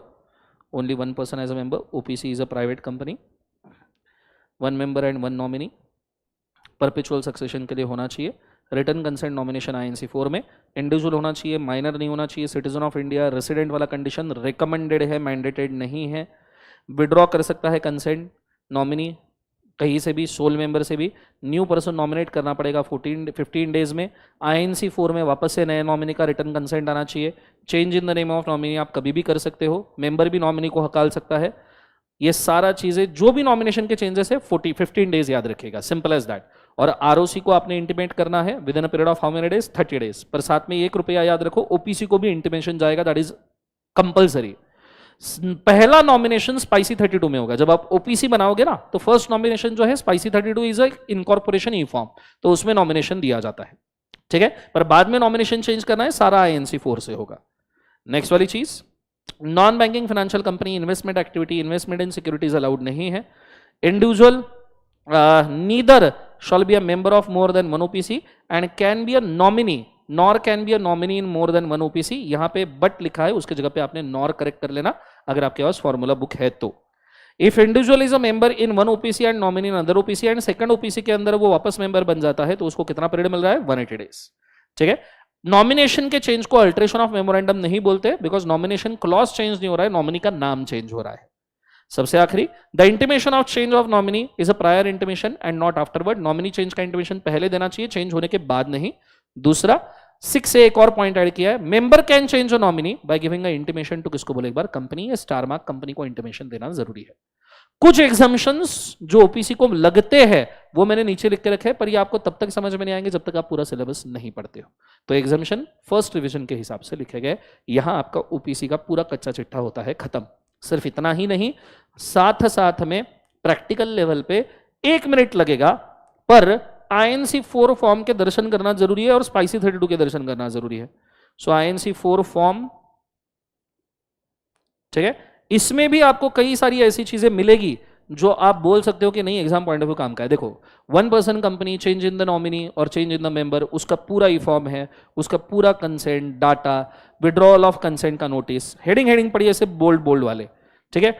The form is for CIN number, company का डिटेल देना है, notice of withdrawal of consent देना है, intimation about the change of nomination देना है, intimation about cessation of member देना है कि अगर नॉमिनी चेंज हो रहा है तो यहाँ पे, मेंबर सीज हो रहा है तो यहाँ पे, नीचे intimation about the change of nominee देना है तो अलग से, पर्टिकुलर ऑफ न्यू नॉमिनी सारे के सारे फाइल करने हैं, कौन से ऑक्यूपेशन में इन्वॉल्व है ये भी आपको बोलना है, रिलेशन वगैरह सारी चीजें बोलनी है, particulars of a new member भी आपको फिलअप करना है तो वो भी यहां पे आएगा। INC 4 is the most integrated E form for the OPC। नया नॉमिनी, नया मेंबर, एग्जिस्टिंग को रिजाइन करो, चेंज करो, what ever it is, return consent, what ever it is, INC 4 is the only E form. आपको बताइए INC 4 के चक्कर में INC 2, 3 और 5 डिलीट हो चुके हैं, एक ही OPC का ई फॉर्म रखा है, that is 4।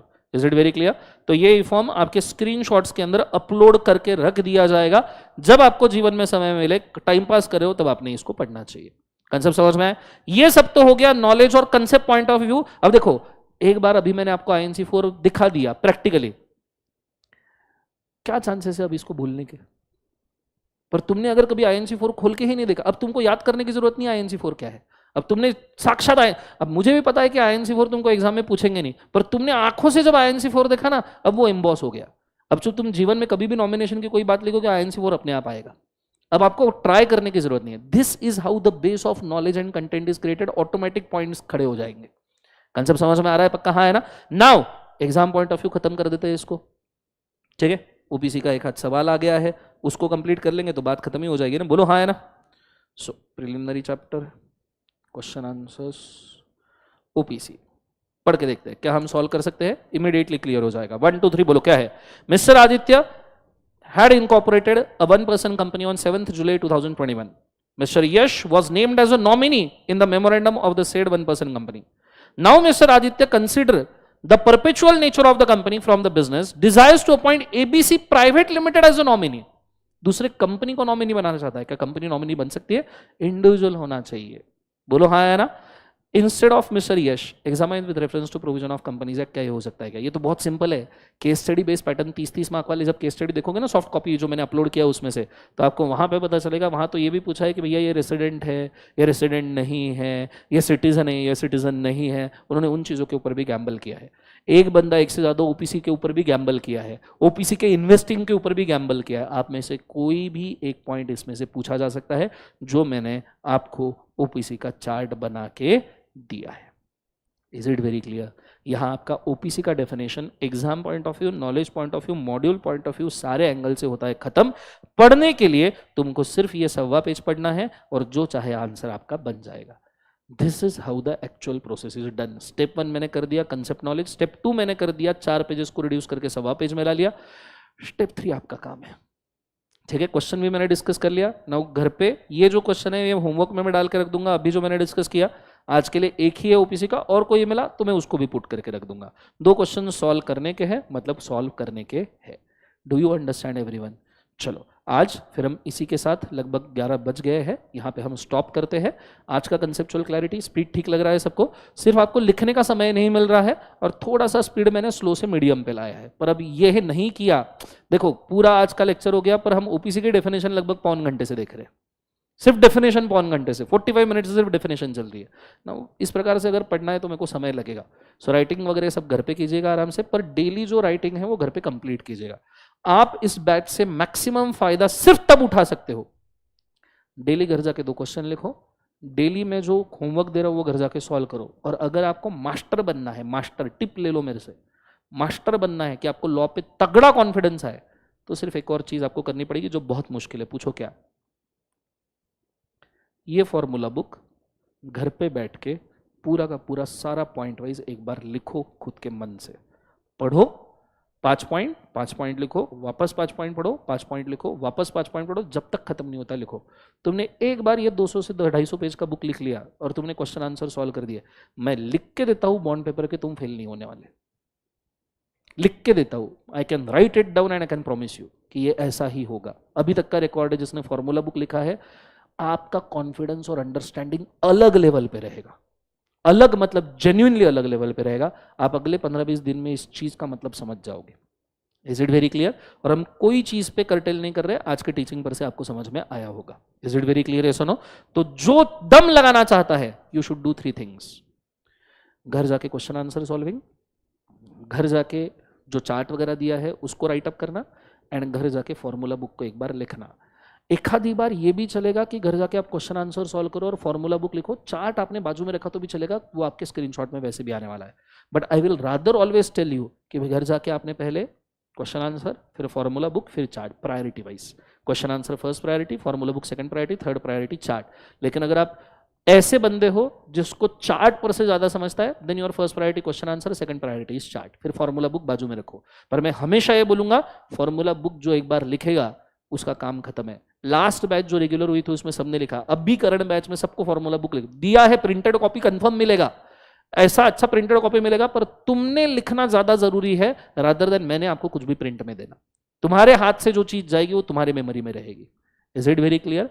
This is all for today. Have a nice day. सारे लेक्चर्स यूट्यूब पे नहीं रहने वाले, ekathamacademy.com से आप रेगुलर लेक्चर्स, ये फास्ट ट्रैक लेक्चर्स ले सकते हो। मैं रिकमेंड करना चाहूंगा, अगर खुद सॉल्व नहीं करने वाले तो मेरे साथ प्रैक्टिस बैच भी ले सकते हो, जो आप सॉल्व कर सकते हो। कॉम्बो सारे अवेलेबल है। सारे इंपॉर्टेंट लिंक्स जो इंपॉर्टेंट है वो आपको टेलीग्राम ग्रुप का लिंक, आपने प्रोडक्ट परचेज किया है तो आपको मिल जाएगा। आपको गूगल ड्राइव का जो लिंक है वो टेलीग्राम ग्रुप के ऊपर मिल जाएगा, और जहां पे आपके बैकअप लेक्चर अपलोड होने वाले हैं वहां पे भी आपको गूगल ड्राइव का लिंक मिलेगा सारे रिसोर्सेज का। ठीक है, this is all for today.